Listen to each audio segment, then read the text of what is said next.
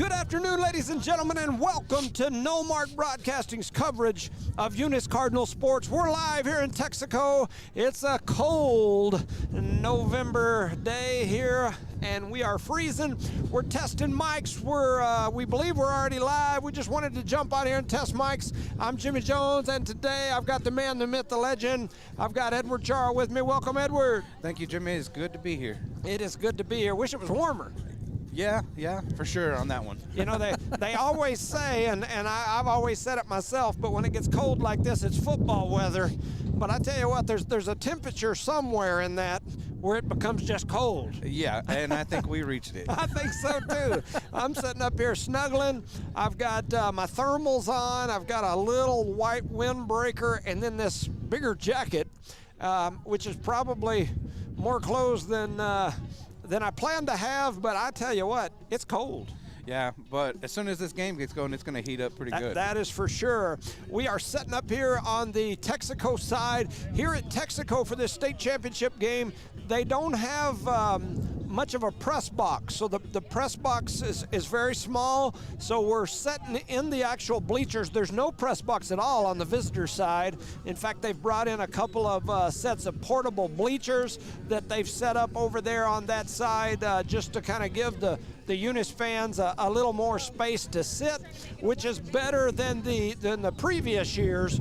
Previous years, it was 100% nowhere to sit over there. So anyway, I've got some messages here from folks already.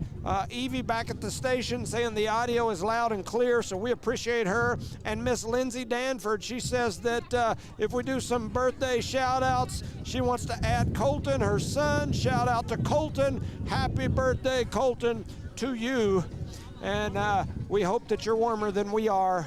And so, once again, happy birthday. So, once again, we're just testing mics. Our official broadcast will kick off here in about 5 minutes. We'll get started with our pregame intro, a little music, some words of wisdom from our old Cardinals back in the day, and then we'll officially get up and running. So thank you for listening. We're going to jump off for about 5-6 minutes, and we'll get started here shortly. You're listening to Noalmark Broadcasting's coverage of Eunice Cardinal sports.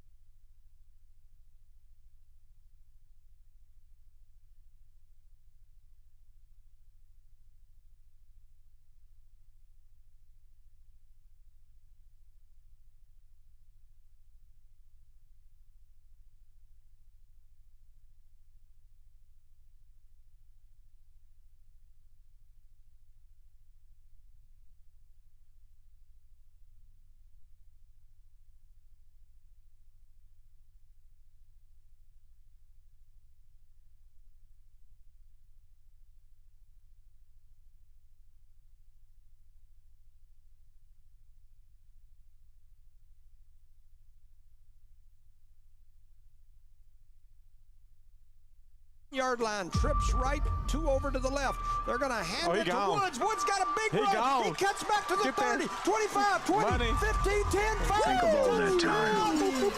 Every sprint in the summer, every leap in the winter. All those hours no one else saw. Takes the snap. Think of every sacrifice.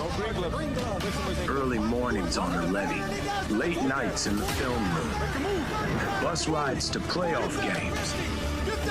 Every bump in the road, every moment of ecstasy, every moment of doubt. Years wondering, is it all worth it? It's all led to this. It's a 60-minute drive for a 60-minute game. After all the miles we've traveled, we're almost there. After all the hours we've worked, one more can make us legends. After all that time, this is our time.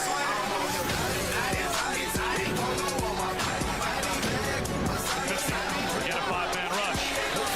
Seam shot. Team movement. Finds the ladder.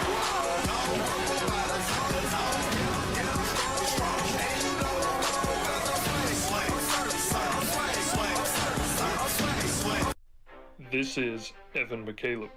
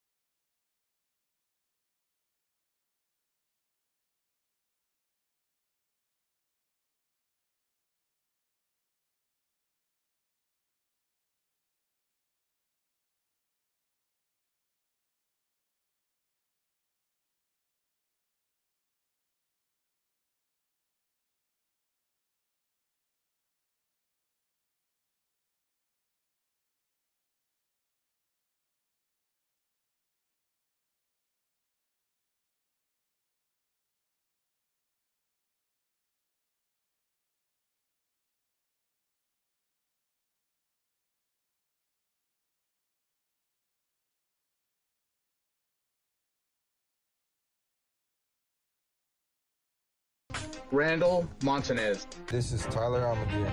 This is Antonio Granados. This is Luis Gonzalez. This is Felix Gonzalez, a.k.a. Gato. This is Justin Frank. This is Paul Navarrete. This is Blake Lee. This is Yuli Lozano. This is Juan, the Mexican Nightmare, Gaetan. This is Jason Herrera. This is Bert Fisher. This is Adán Ornelas Jr. This is Bob Patterson. This is Kendall Boyd. This is Robbie Fairbrush. This is William Blaine Fairbrush. This is Josh Jones. This is Bryce Jenkins. And this is Jimmy Jones, and we are the Eunice Cardinals.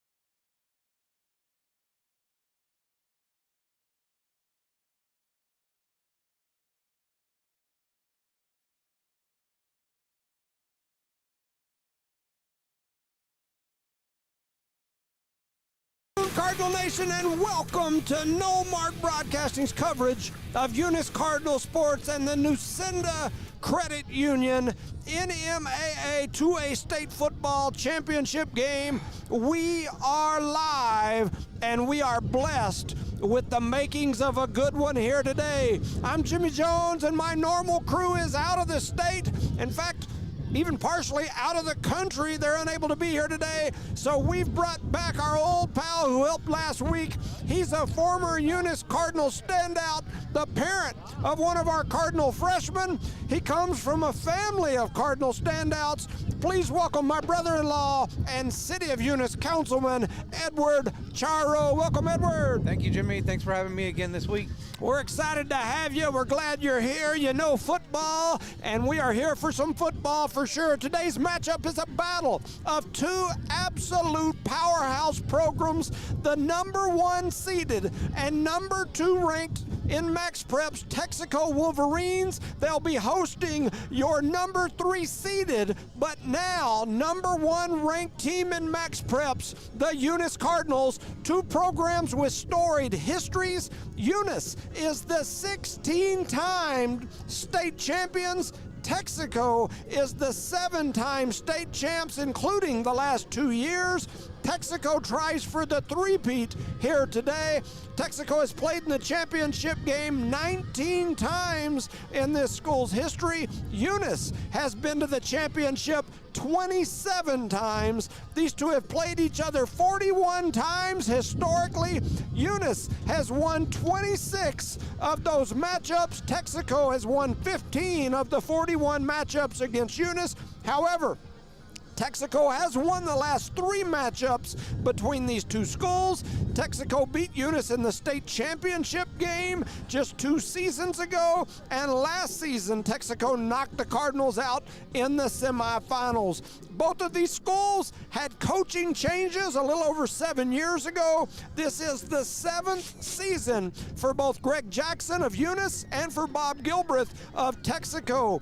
Since they've taken over, both of these teams have made it to the semifinals or better every single season. That means that these two programs have been in the top 4 in their class for 7 straight years. In fact, over the last 7 seasons, at least one of these two teams has played in the championship game.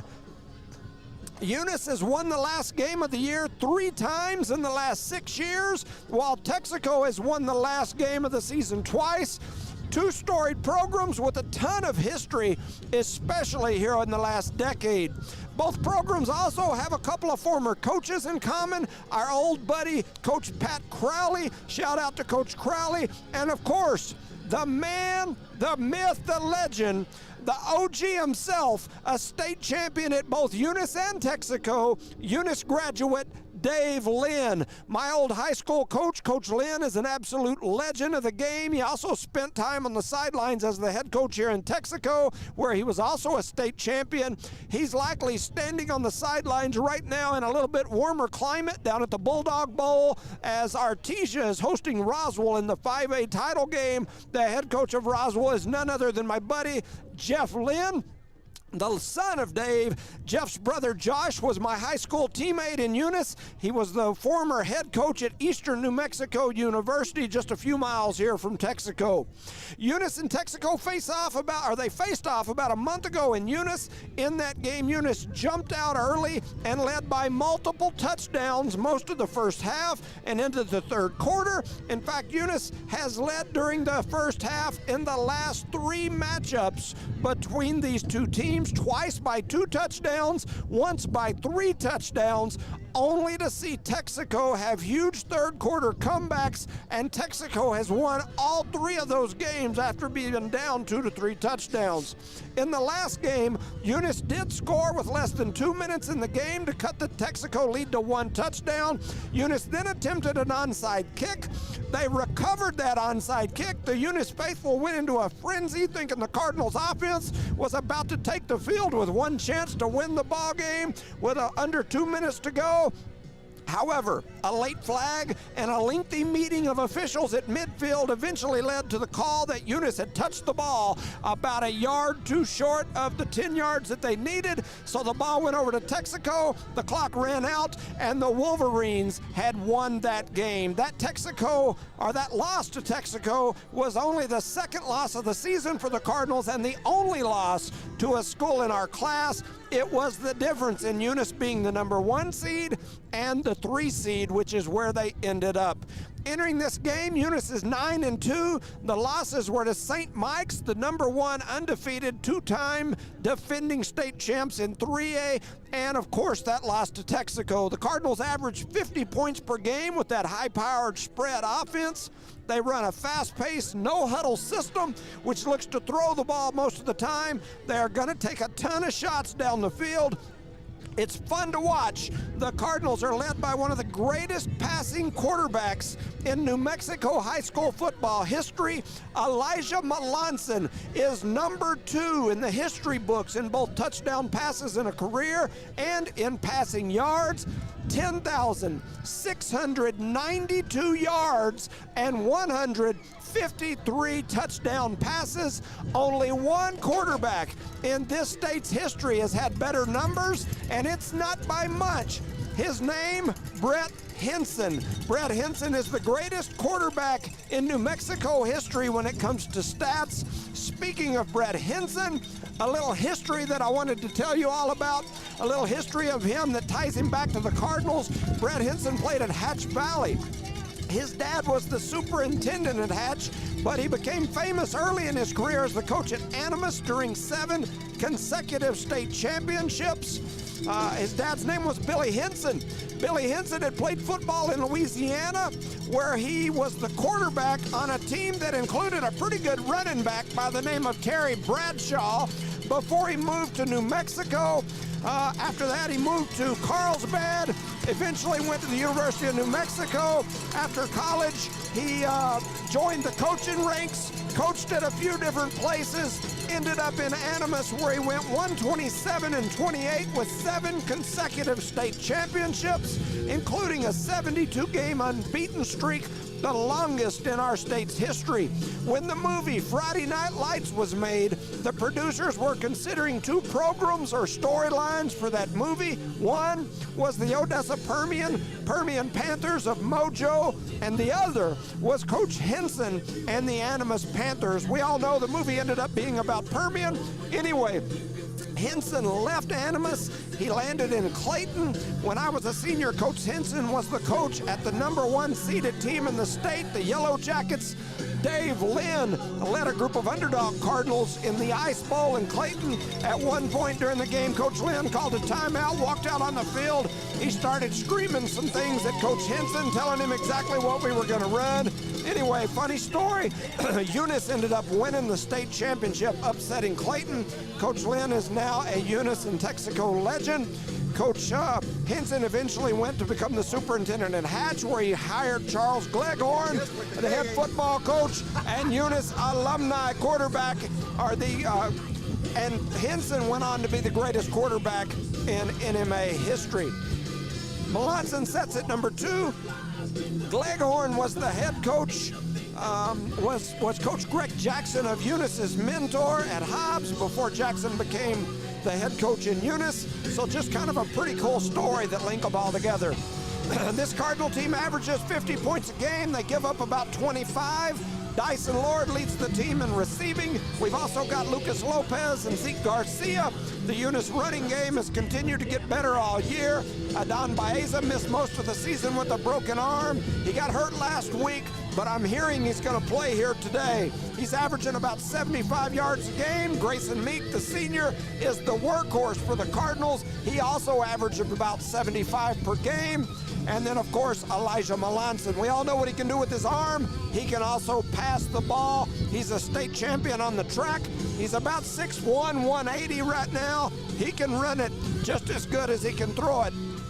The Cards defense is anchored by Tyson Jones, the middle linebacker. Jones gets about 10 tackles a game. Hasiel Goita is the hardest hitter on this Cardinal team. He plays both sides of the ball and will definitely get about 10 tackles per game. Jesse Ornelas averages about 9 a game, and Grayson Meek averages about 9 a game. Meek and GC, Giancarlo Marquez, lead the team in sacks, while Dyson Lord leads in interceptions. And our cousin, me and Edward's cousin, number 30, Leo Martinez, handles the kicking duties. He came on late in the year, started kicking. He's 16 of 18 on PATs. And as we mentioned, Coach Jackson in his 7th season, his teams have made it to the semifinals or final game every single year as the head coach of the Cardinals. No coach in Eunice history has ever put up the kind of numbers that Greg Jackson is doing. In fact, historically, if you look at his record, the only coach right now that even comes close to having more wins than him is Bullock Cook, who coached more than double the amount of seasons that Jackson has. So, for Texico, I got a bunch of information for them here, but it looks like they're getting ready to get this game going. So, with that said, the Eunice Cardinals are on the field, Texico's on the field, and they're going to cut my intro early as they're going to get ready to do our national anthem. So once again, you're listening to Noalmark Broadcasting's coverage of Eunice Cardinal sports, and we are going to get ready for the national anthem. We led in a student prayer by Zana Hunt, followed by the national anthem sung by Carson North. Please bow. Dear Lord, we thank you for this day. We thank you for bringing Eunice here safely. I thank you today for the opportunity these players have to go out there, play their hardest, and play for the glory of you, God. As we take the field today, we ask for your protection over every player and coach. May their actions reflect good teamwork and sportsmanship. Lord, please keep these players safe from injury and have a successful game on both ends. We love you and thank you for everything you do. I say these things in the name of Jesus Christ. Amen. Amen.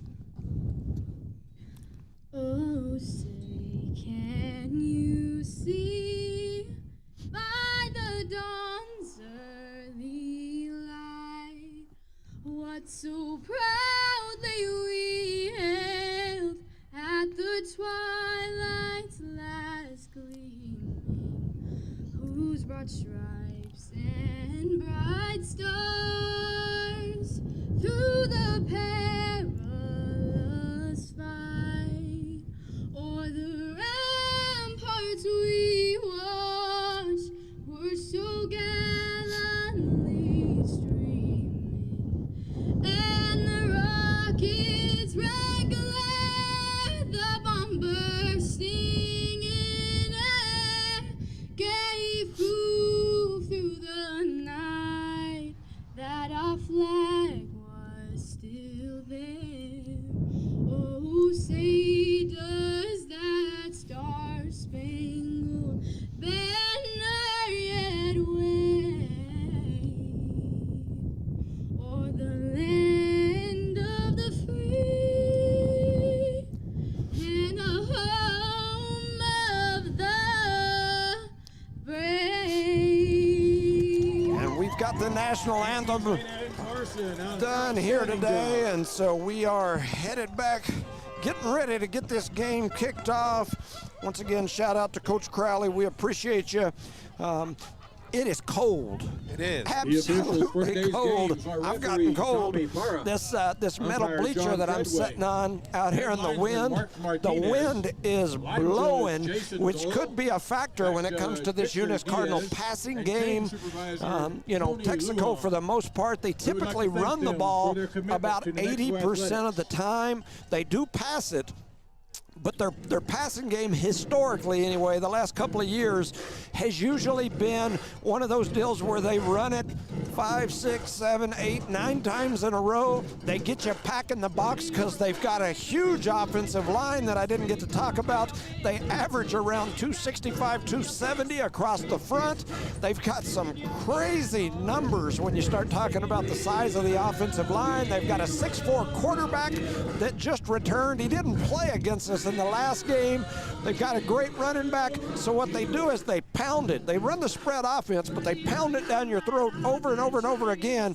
And about the time you start packing 8 guys or more in the box, then they fake that run, and then they throw it over your head. In the last game, they had 2 pass completions for touchdowns for over 50 yards, and they both were same thing.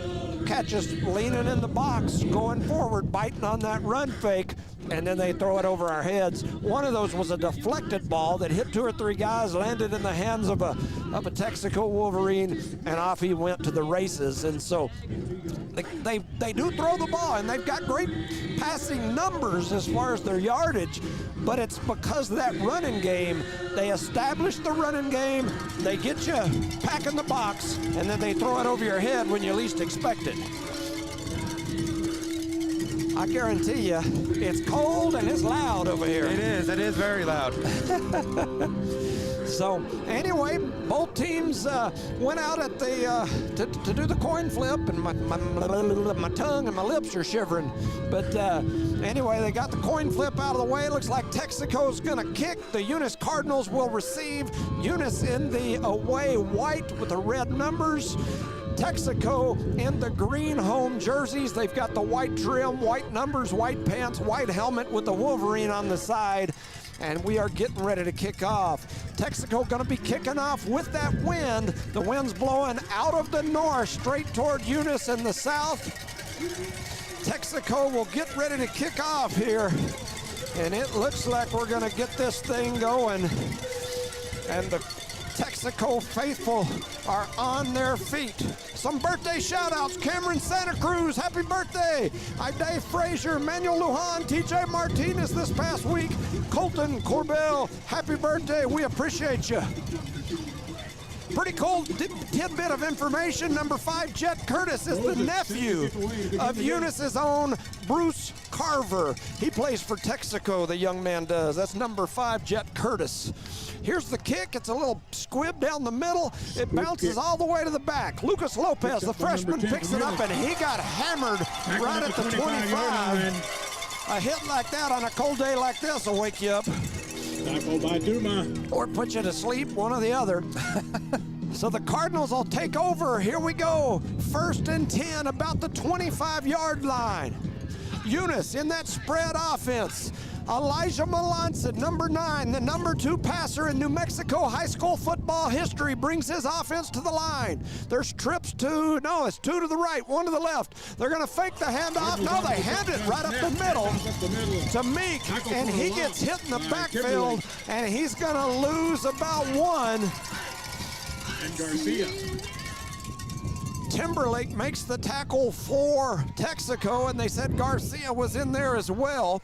And after they've spotted it, it looks like they just give him right back at the line of scrimmage. So here comes Eunice back to the line, 2 to the right, 2 to the left. Melanson in the shotgun, the ball goes through his hands. He picks it up, he's trying to get some space, and he gets dropped for a huge loss. Flags flew everywhere there. I'm assuming it's going to be against the Cardinals. I would guess motion or movement.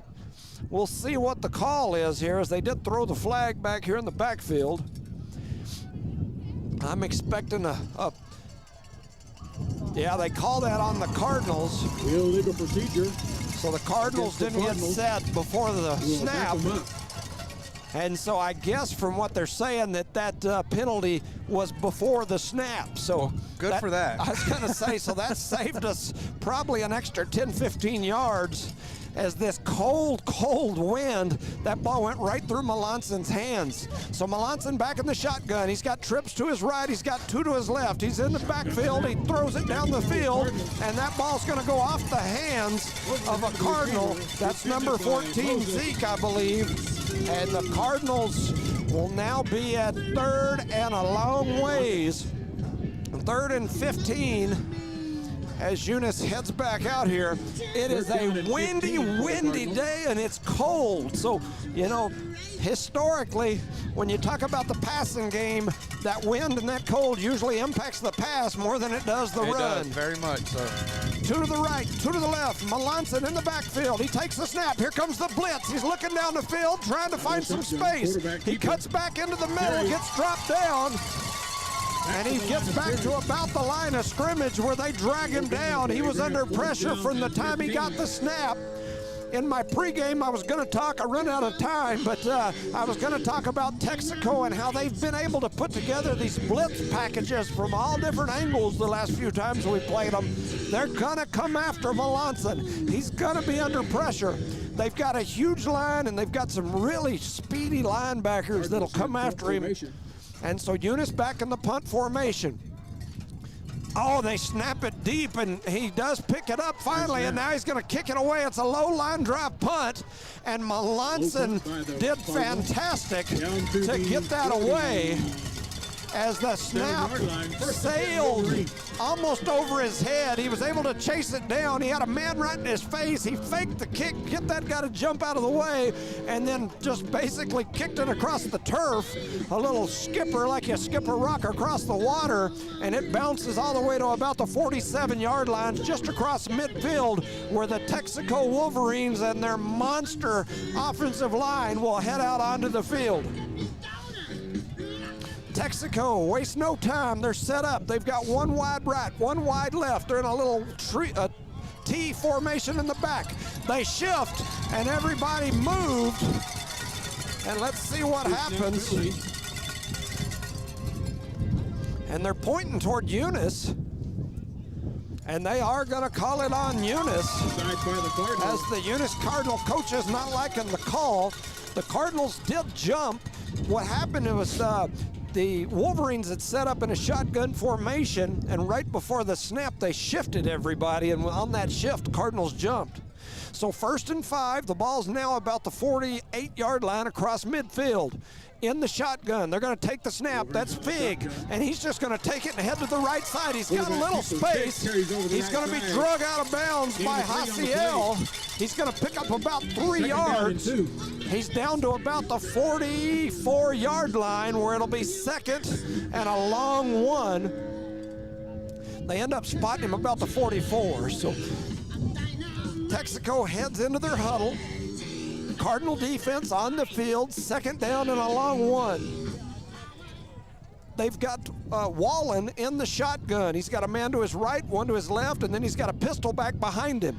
He's going to shift everybody. Now he's in the backfield by himself, and he's going to shift him again.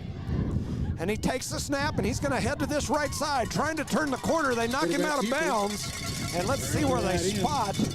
They're going to give him about a half a yard. It's going to be real close to the 1st down, and they're going to signal and say it's good. I think he's a half yard short. I think so too. That marker over there was on the, he was a half yard short, but they moved the chains.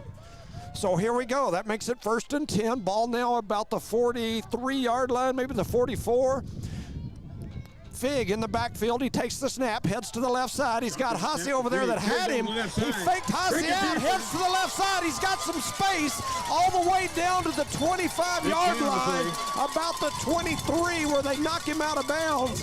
Hasi had him in the backfield. He put the little whoop-de-doo on him like you do in basketball, kind of broke Hasi's ankles, and then headed around the left side where he had some lead blockers for a big gain. Yeah, I think Hasi did a great job of breaking down.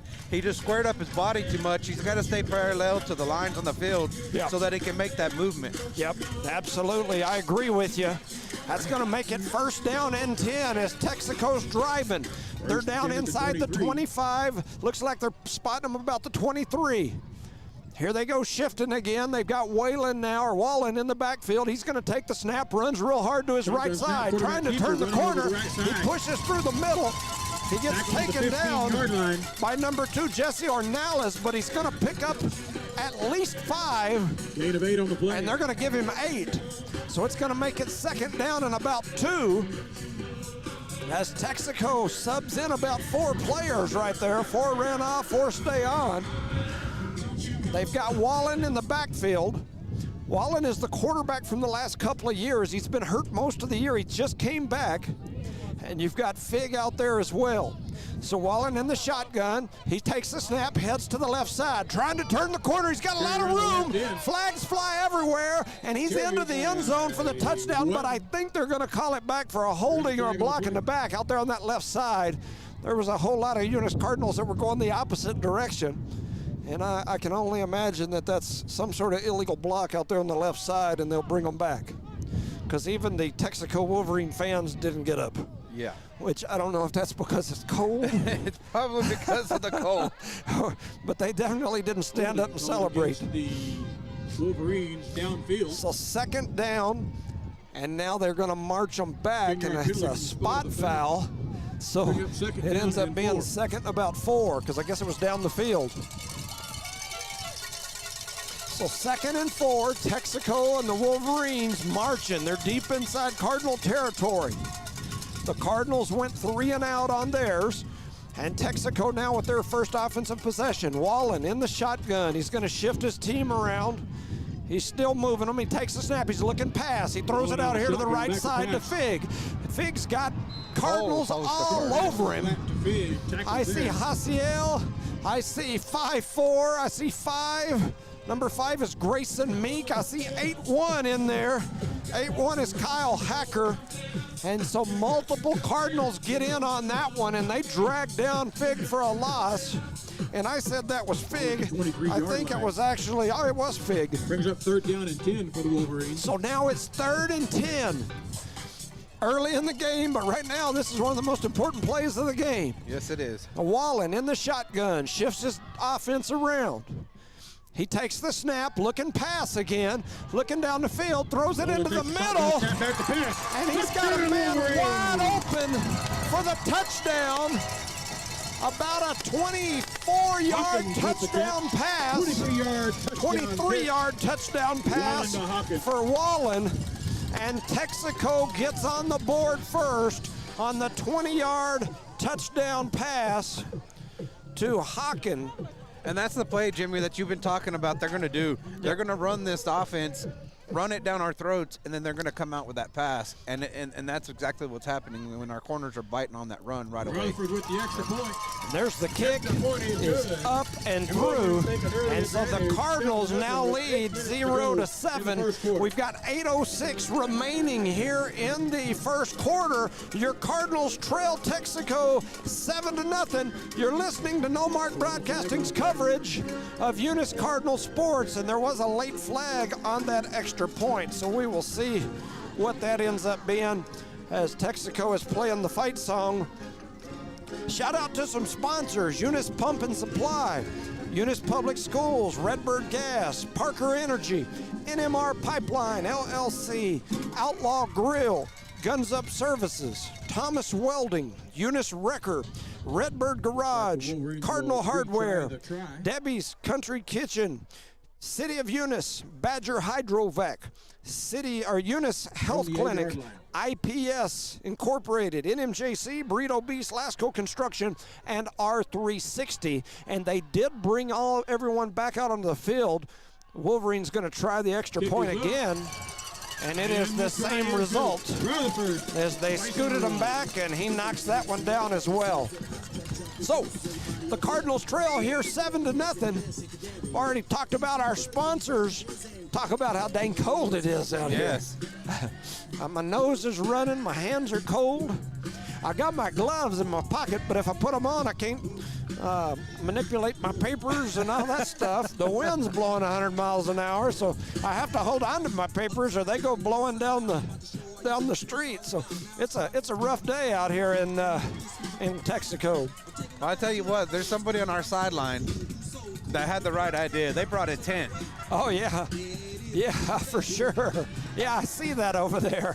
It's one of those soccer mom little heated deals that you just set in. It's got like the clear vinyl on the front. Yeah, that's pretty funny. So Texico to kick again. Moses doing the kicking duties for the Wolverines. If you look at how he has it teed up, it's sitting on the ground. Yep, he's just going to thump it right down the middle, and here it goes, and it skips off the hands of Lopez. He does pick it up, and now he's going to get driven down right at the 20. At the 20. And the kicker, Moses, kicks the ball, chases it all the way down the field, and then is the first man to hit Lopez right at the 20. And so the Cardinals on the squib kick get nothing, and it's going to be 1st and 10 at the 20. Woo-wee. We're going to have to turn the heater on up here in Texico for sure. So Melanson and the offense come onto the field, trips to the right, one to the left. He's got Meek beside him. He moves him from the right side to the left. Melanson takes the snap in a shotgun, hands it to Meek. Meek headed to the right side, trying to find some space. He pushes through a couple of tackles and made something out of nothing as Meek got touched right at the line of scrimmage and then drove forward for about 4.5, maybe 5 yards, depending on the spot. Tackle at the 26-yard line. Oh, shoot, they gave him 6. So he's now at the 26-yard line. Cardinals wasting no time. 2 to the right, 2 to the left. Melanson takes the snap, throws it to the right side. He's got a man over there, makes the catch, and then gets driven to the ground. And I think they might give him a half a yard, if that. So it'll make it 3rd down and about 4. Trying to see who that was. Was that Hussey or Jesse? I couldn't see. There was too many numbers. Yep, I concur. So 3rd and 4. Melanson in the shotgun. He takes the snap. He's got some pressure coming after him. He throws it down the middle, and he's got the Lord. And the Lord takes it all the way out to almost midfield, just shy of midfield at the 49-yard line. Good throw, good catch. Going to move the chains for the Cardinals. So the Cardinals will pick up the 1st down, and they're back on the ball already. Trips to the left, 1 to the right. Melanson takes the snap, hands off to Meek. And late flags come flying in, the whistle, and they're going to call Eunice for some sort of motion, some kind of movement before the snap, and now they'll scoot us back. 1st down, 15. So 1st and 15 here. And so Melanson back to the line of scrimmage, looks over at Coach Jackson. Coach Jackson gives him the signal. Trips to his left, 1 to his right. He takes the snap, looking down the field. He's got Meek trying to help protect him. He throws out to this side. He's got Meek. Meek got a lot of space, heads down the left side, gets knocked out of bounds inside the 35 down to about the 32-yard line. And so Meek with the 1st down. Melanson did a really good job going through his reads there. And the Cardinals are back to the line of scrimmage. Ball spotted at the 32, going quickly for sure. Trips to his right this time. He hands it to Meek right up the middle. Meek ducks forward, pushes in, and he's going to pick up about 2. So it'll be 2nd down and 8. Ball spotted at the 30-yard line. 6:25 to go here in the 1st quarter. Texico leads 7-0. 2 to the right, 2 to the left. Melanson in the shotgun, takes the snap, fakes the handoff to Meek, heads to the right side, trying to turn the corner, throws it over the head of Zeke. He was under pressure. Melanson had the defense all in his face as that was a slow developing play as they did the little fake handoff and then spun out.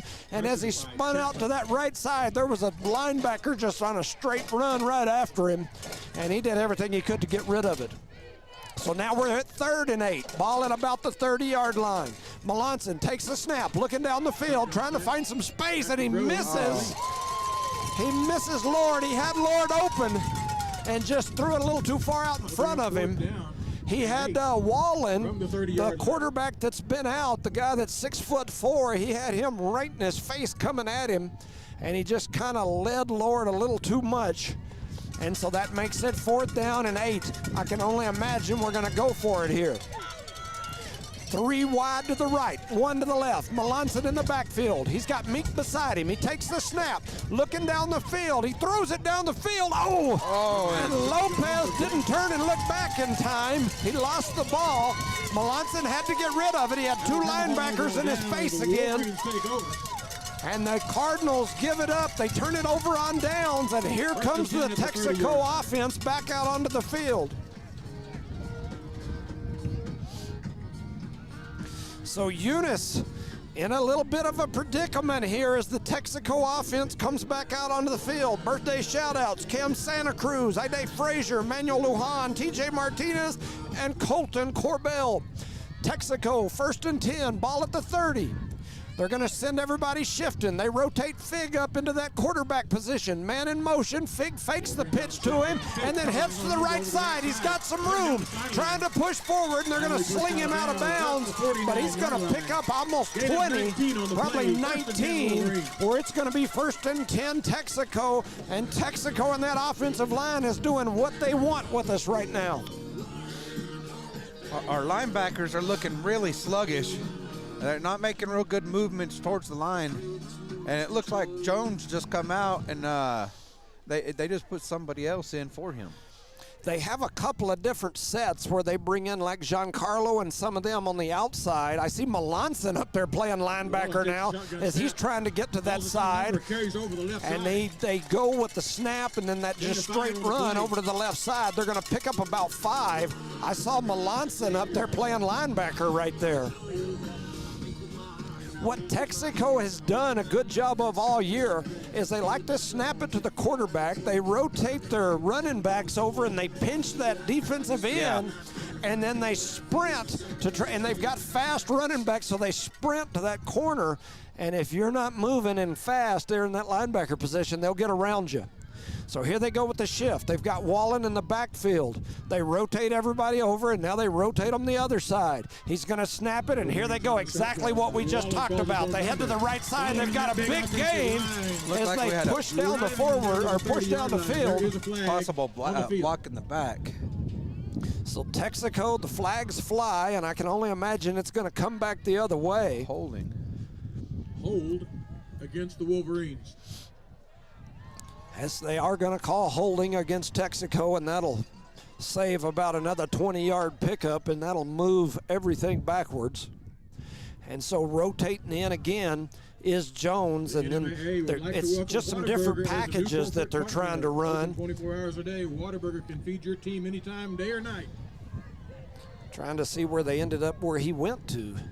Looks like he's up. No, that's not. That's 6'4" that rotated up there onto the defensive line. So they do have Melanson playing up like a linebacker.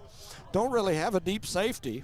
And here he comes. He's going to rotate up. They're going to snap it to Wallen. He's going to pitch it out to the left side to Fig. Fig heads out, trying to turn the corner, and he's going to have another big gain. They do knock him out of bounds, but not before he picks up about 13, 14 yards. It's going to be close to the first down marker, depending on the spot. 44-yard line. They spotted at the 44, so that's going to put him about 3 yards shy of the first down. It's going to be 3rd and 3. Big play for the Cardinal defense here. From the 44. I'm looking at our defense. It is a lot of different people in different positions. I do see Jones back out there for this play. He's back in that middle linebacker spot. And here they come to the line. Texico in a tight formation. They've got Wallen in the shotgun. He's trying to get the Cardinals to jump. 3-snap penalty. And I think he did get them to jump. As they call that flag, or throw that flag, they call it on number 64. That was Joel. Joel Sosa is going to jump off sides, and so that'll give Wolverines the first down and make it 1st and 10 as Texico's offense stays on the field. You know, last week I called him Joel Anguiano, and his uncle Santiago called me out on that after he went back and listened to the replay again. And he said, but he wasn't mad about it. Oh, yeah, for sure. For sure. So it's 1st and 10, balls at the 39-yard line. 2 to the left. Wallen in the backfield. He's got running backs all around him. Now they're going to shift them all. The Cardinals trying to shift as well. They're going to run a little cut back to Fig. Fig's got some space in the middle. He breaks toward the middle. He's headed for the end zone. The ball come out. I thought it popped out, and there's a late flag that came in at the end. On the ground at the 8. And we'll see what the call is. I can only imagine maybe a face mask. As the running back, Fig, went all the way on a little cutback trap, and he went right through the middle, untouched for probably 35, 40 yards, about 30 yards, and they drug him down inside the 10. And we will see what the call is. Personal foul. Against the Cardinals. On Eunice. They didn't say what, but they said personal foul. As they've rotated defensive personnel again. Jones goes off, different group in. And so that's going to move Texico to half the distance, and that'll put them all the way at the 4-yard line, where it'll be 1st and goal Texico. So Texico with the ball. They're in a tight formation. In fact, they're in that Santa Rosa single wing. They're going to snap it in the middle to Fig. Fig trying to find a gap, and he does. And he strolls right up the middle. I don't even know if anybody was there as he went right through and strolled into the end zone. Middle linebacker Jones is on the sideline, so a different setup there. And Texico takes the 13-point lead on the Fig touchdown, and it is now 13-0. So the point after touchdown here, PAT, Back to kick is Rutherford. My fingers are so cold I can't hardly wrap. And the kick is good. He puts that through the upright, with so 14-0 advantage. that'll put Texico up 14-0 with 4:23 left in this first quarter. So they're getting that shift going, and then what it looks like is they're trying to get Eunice to shift over to the power side, and that's leaving that weak side exposed, and then they're taking it to that weak side, and we have everybody on that strong side, which is really what's kicking our butt on this. Yeah. Yeah, no, I don't disagree with you at all. Shout out to some of these sponsors: Eunice Pump and Supply, Eunice Public Schools, Redbird Gas, Parker Energy, NMR Pipeline, Outlaw Grill, Guns Up Services, Thomas Welding, and Eunice Wrecker. These two coaches here, Jackson and Gilbreth, they both started coaching at Eunice and Texico at the same time, same year. Jackson is 60-17. Gilbreth is 57-20. 3 more wins for Jackson. Otherwise, they're almost identical as far as records go. Both of them been to the semifinals or better every year that they've been around. And so here's the kick. Taken by Lopez. Lopez heads to the right side, trying to find a corner and couldn't get there. And they're going to drag him down backwards. They're going to give him no forward momentum there. They gave him any forward progress. They put him all the way back at the 20. I guess they're going to say that his momentum on the turn took him that way. And so the Cardinals now in a predicament as they are backed up again, right at the 20. 1st and 10, Melanson takes the snap, hands it to Meek. Meek's got some space through the middle. He breaks up to the right side, heads out. He's going to be close to a first down. Depending on the spot, he's all the way out to the 30, and it gives the Cardinal fans something to cheer about. I think only maybe the second first down of the game for the Cardinals. 2 receivers right, 2 to the left. They're going to spot him about a yard shy of the first down, trying to set up a little screen play. Now we're trying to get it down the field. They throw it, and it goes into the air. Lopez got knocked to the ground by the defense. The flag is on the ground over here. Yes, it is. So it's going to go pass interference, and it'll go back the other way. And the Texico faithful are going nuts because Lopez got knocked to the ground, and then Texico intercepted the ball, ran it back a long ways, but it's going to come back. And the Texico faithful aren't liking the call. Personal foul called against the Wolverines. And so that'll bring it back the other way, and some folks will be saying that Eunice's all money's paying the officials off. Kicker the last 2 weeks. So we will see what the call is here, waiting to see.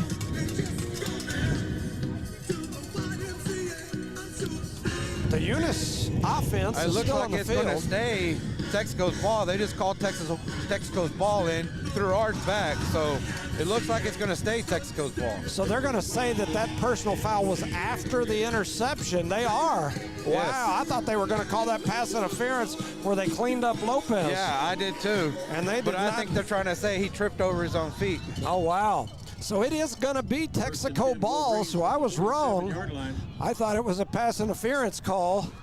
And so Texico's offense back on the field. Ball spotted about the 47-yard line. They had the shift. Fig in the backfield by himself, trying to get the Cardinals to jump. He takes a snap, heads to the left side. He's got some speed. He's going to turn the corner. The Cardinals get to him, but not before he picks up at least 9. It's going to be real close to a first down. Texico definitely came with a different game plan today as far as the rotation. They've got 2 quarterbacks bringing that Wallen back. Fig, who's played quarterback all year long, they're setting up in a strange kind of a T formation with 3 running backs and a quarterback back in the shotgun formation. And then what they do is they look at our defense and then rotate from there. They shift. Here comes the shift. They're going to rotate into a tight formation. Wallen going to take the snap. He heads to the right side, trying to turn the corner. The Cardinals get to him in the backfield. It looks like Meek made contact first, right? Yes. Meek gonna make the tackle. The 6'4" Wallen falls forward for about 3 yards. Placed at the 34-yard line. And being that tall, that fall forward gets you several yards. Yeah, because they got to him right at the line of scrimmage, but he falls forward for a good 3, and the ball spotted just inside the 35. Now they come back in that same general type of formation with wide receivers out wide to the left. They're going to shift. Wallen going to take the snap. He's looking to pass this time. Trying to get some pressure on him, and they do. And making that tackle is number 22, whose helmet flew off, and that'll mean he'll have to come off the field. I don't know why kids don't buckle their chin straps anymore. That was Juan Luis Alvarez, and he'll have to come out for a play. So it looks like they're bringing Zeke in for him, so it's not like it's a downgrade on this. Right. So 3rd down and a long 7. Ball right at the 35-yard line. Wallen in the backfield. He's got Fig behind him. He's going to shift everybody around. Wallen in the shotgun, takes the snap, heads to the left side. Now he's going to try to throw back. Eunice has some pressure on him. They're going to call a hold over here on this backside. And so a little trickery there from Texico as they were trying to set up. It looks like they just gave Eunice the ball, too.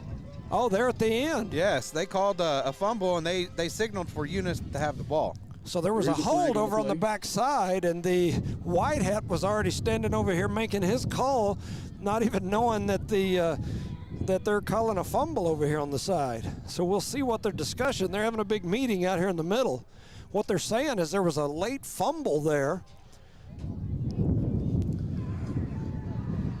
And they're going to decline it. So it is Eunice's ball. So on the fumble, the Cardinals will recover. On the play, and this may just be what they needed. A little fire getting in their gut. You know, that's what they need. I need some fire right here to warm me up. My freaking toes are numb and my nose is running. Well, unfortunately, these stands are so packed because I don't think your fire pit will fit here. No, I'd like to put it here, though. That's for sure.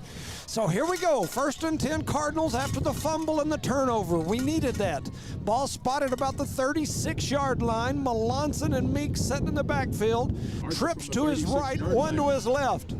Melanson looks over toward Jackson, gets the call. Here's the snap. They're going to hand it to Meek. Meek's trying to turn the corner. He gets grabbed up in the backfield. By Chapman. And a whole host of Wolverines drag him to the ground. And he's going to lose a yard. You know, like I said, I had a whole thing about their offensive-defensive line that I was going to talk about in the pregame. It just ran out of time. But they are big boys. So the Cardinals back, 2nd and 11. Melanson takes the snap, rolling to his left, looking down the field. He's got a man.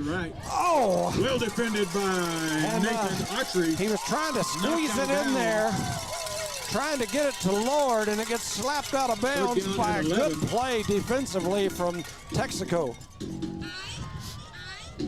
So that's going to make it 3rd and 11. So another 3rd and long. Ball spotted just behind the 35, about the 34 and a half. Melanson in the shotgun all by himself. Trips to his right, 2 to his left. Here comes the blitz. I see the package rotating up in the middle, and here it comes. It's a delayed blitz. They're after him. He's got people all over him, and they're going to drag him down for a huge loss. Probably 15 yards on the loss. For a big loss. You know, this Texico team is playing a lot better in the secondary this game. Yes. And with this cold, it is very hard to get somebody open. Yeah. And to make a pass right now. Yeah. No, I agree with you. That is the one thing about this Cardinal team is they're very pass dependent. Yes. And, you know, I guarantee you it's hard for me to hold my little notebook and my papers up here in this cold weather. And so Melanson back to punt. That snap almost went over his head. He's able to grab it. He punts it down the field. And it does bounce off. He drops it. The receiving back for Texico dropped the ball, but then jumped back on it. He called for the fair catch. It hit him in the chest, bounced off. He jumped on it.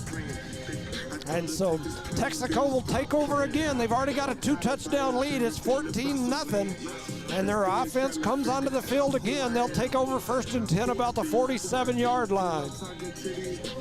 Whew. Yeah, I wore this smaller jacket, and it's not doing nothing. So my wife was gracious enough to come over here to go out and get my thicker one. She may have to go get us a piece of oak and then a lighter, because we may have to start a fire up here. Fig gonna take the snap. He's trying to find a gap, jumps out to the left side, then cuts back to the right. He's gonna pick up maybe one. Gain of 1 on the play. Multiple people in there, including Hacker, as well as number 2, which is Jesse. 22 was there, made the initial hit. Looked like Luis Alvarez. Yep. And Hacker, 8-1. Well, they get in there. So the Cardinals have a good defensive play that time. They need a few more of those together. And so back to the line of scrimmage. Oh, we're going to have a timeout on the field. Not sure who wants to talk about it. Oh, it's the end of the first. It tells you how into this game I am. It's at the end of the first, the score, Texico 14, Eunice 0. You're listening to Noalmark Broadcasting's coverage of Eunice Cardinal sports. In an equally efficient way. Cardinal Hardware isn't just your ordinary hardware store. They're your one-stop destination for all your hardware needs. As the sole hardware store in town, they take pride in being locally owned and operated, serving the community with dedication and care. Cardinal Hardware is fully stocked with all the essentials you need, ensuring you can find everything you're looking for right in Eunice. Cardinal Hardware in Eunice, another proud sponsor of all Lee County sports and academics. So the Eunice Cardinals trail after 1, 14-0. Shout out to some of these sponsors: R360, Lasco Construction, Burrito Beast, NMJC, IPS, Eunice Health Clinic, and others. And here we go. Texico wastes no time. They're up to the line. They've got Fig in the backfield. He sends a man in motion. They pitch the ball to that man. Headed around the left side, a lot of room as Moses is going to push forward. There is a flag on the play. It looks like we had holding on number 12 here on the side. First down marker, there is a flag. So 12 is usually your quarterback. As he, in the shift, he ended up out here at wide receiver, and he pushed down the field, and they are going to call holding. Holding called against the Wolverines. So that'll scoot that play back. And the Texico faithful screaming the call it both ways. I agree they have called a lot so far on Texico, but I definitely wouldn't say that most of those calls have not been warranted. Yeah, for sure. Yeah. I mean, that one was right out here in the open. And so it's going to make it 2nd and 10. Ball spotted about the 47-yard line.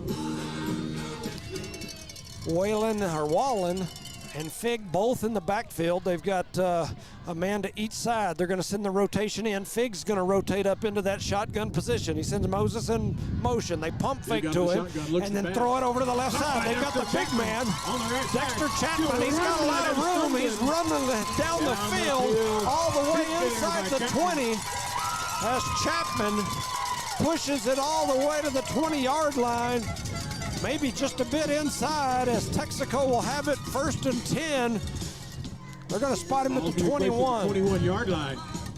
1st and 10 Wolverines. We got a way wide out over here on this side. Texico headed to the line of scrimmage. They're going to snap it and just run Wallen right up the right side. He's got some room. Pushes all the way forward. Gain of about 8 on the play. Going to pick up about 8. Be about a yard and a half, maybe 2 shy of another first down. So looking out there, they're going to spot it about the 13. It's 2nd down, and we'll call it 2. 2nd down and a long 2. And Wallen and Fig both walk to the shotgun area again. Got backs to each side of them.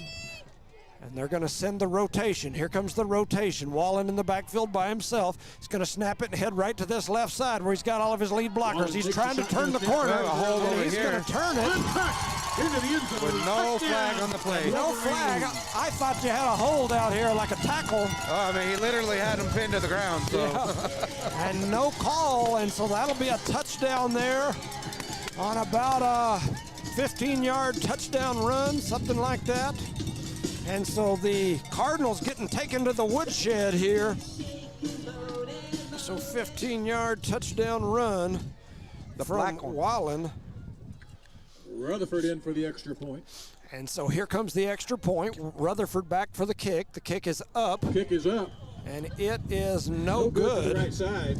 And so that'll make it 0-20 as the Cardinals trail here 20-0. You're listening to Noalmark Broadcasting's coverage of Eunice Cardinal sports. I'd like to shout out to some sponsors: Eunice Pump and Supply, Eunice Public Schools, Redbird Gas, Parker Energy, NMR Pipeline, Outlaw Grill, Guns Up Services, Thomas Welding, Eunice Wrecker, Redbird Garage, Cardinal Hardware, Debbie's Country Kitchen, City of Eunice, Badger Hydrovac, Eunice Health Clinic, IPS, NMJC, Burrito Beast, Lasco Construction, and R360. Birthday shout-outs: Cameron Santa Cruz, Ade Frazier, Manny Lujan, TJ Martinez, Colton Corbell.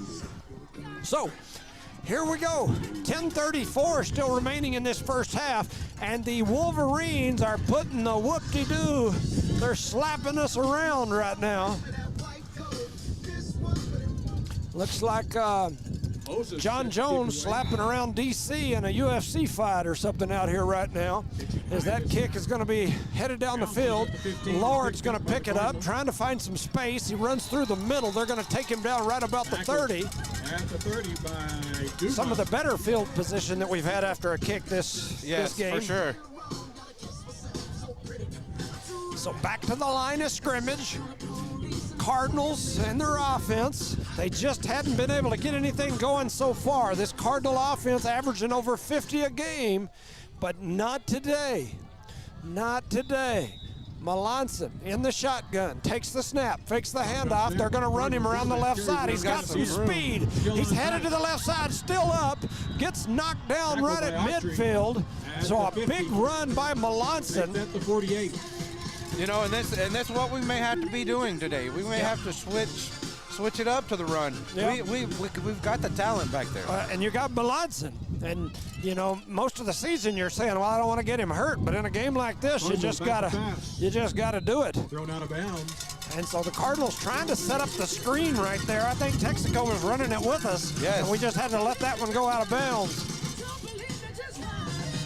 You know, we talked a little bit about Coach Henson, the longtime coach at Animas, who won a 7 consecutive state championships, that sort of thing. He was coaching in Clayton when my senior year. They were the #1 team in the state. They were undefeated. They ran the spread offense back before anybody ran the spread offense. High flying, high powered. We went to Texico. The temperature was in the negatives. And our coach, Coach Lynn, said that pretty boy, that's what he called it, pretty boy football don't work in this cold weather.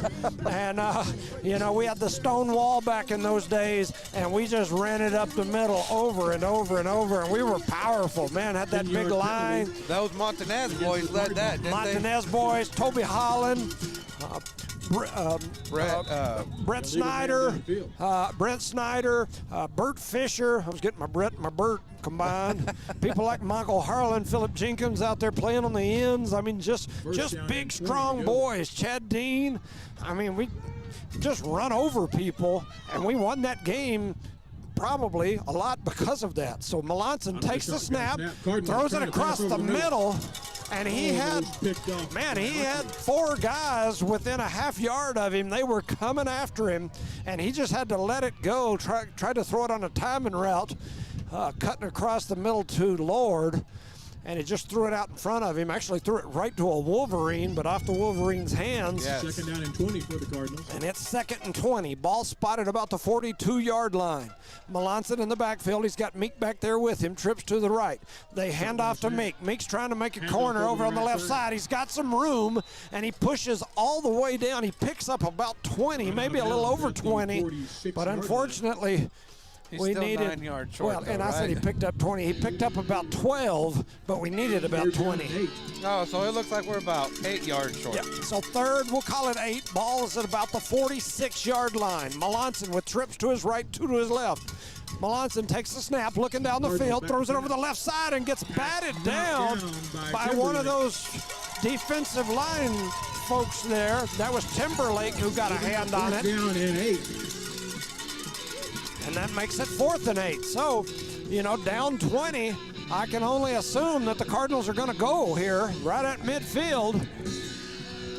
Is kind of scary because if you give them the ball right there, it's we've struggled to stop them. Exactly. It's a hard decision. It really is. Melanson under pressure again, and there's the hold. They throw it down the field, trying to get to it, and the ball gets deflected away. They're going to call a hold here, and Jackson is out there screaming and hollering at the wide hat. He is not happy about something. I didn't see what got him fired up, but Jackson's usually not very animated, but he is livid over there on the sidelines. He's still hollering. 9:39 to go. It's going to be a decline penalty, and so that'll give the ball back to Texico with a 20-point lead and 9:39 to go in the first half. Texico with a big lead here.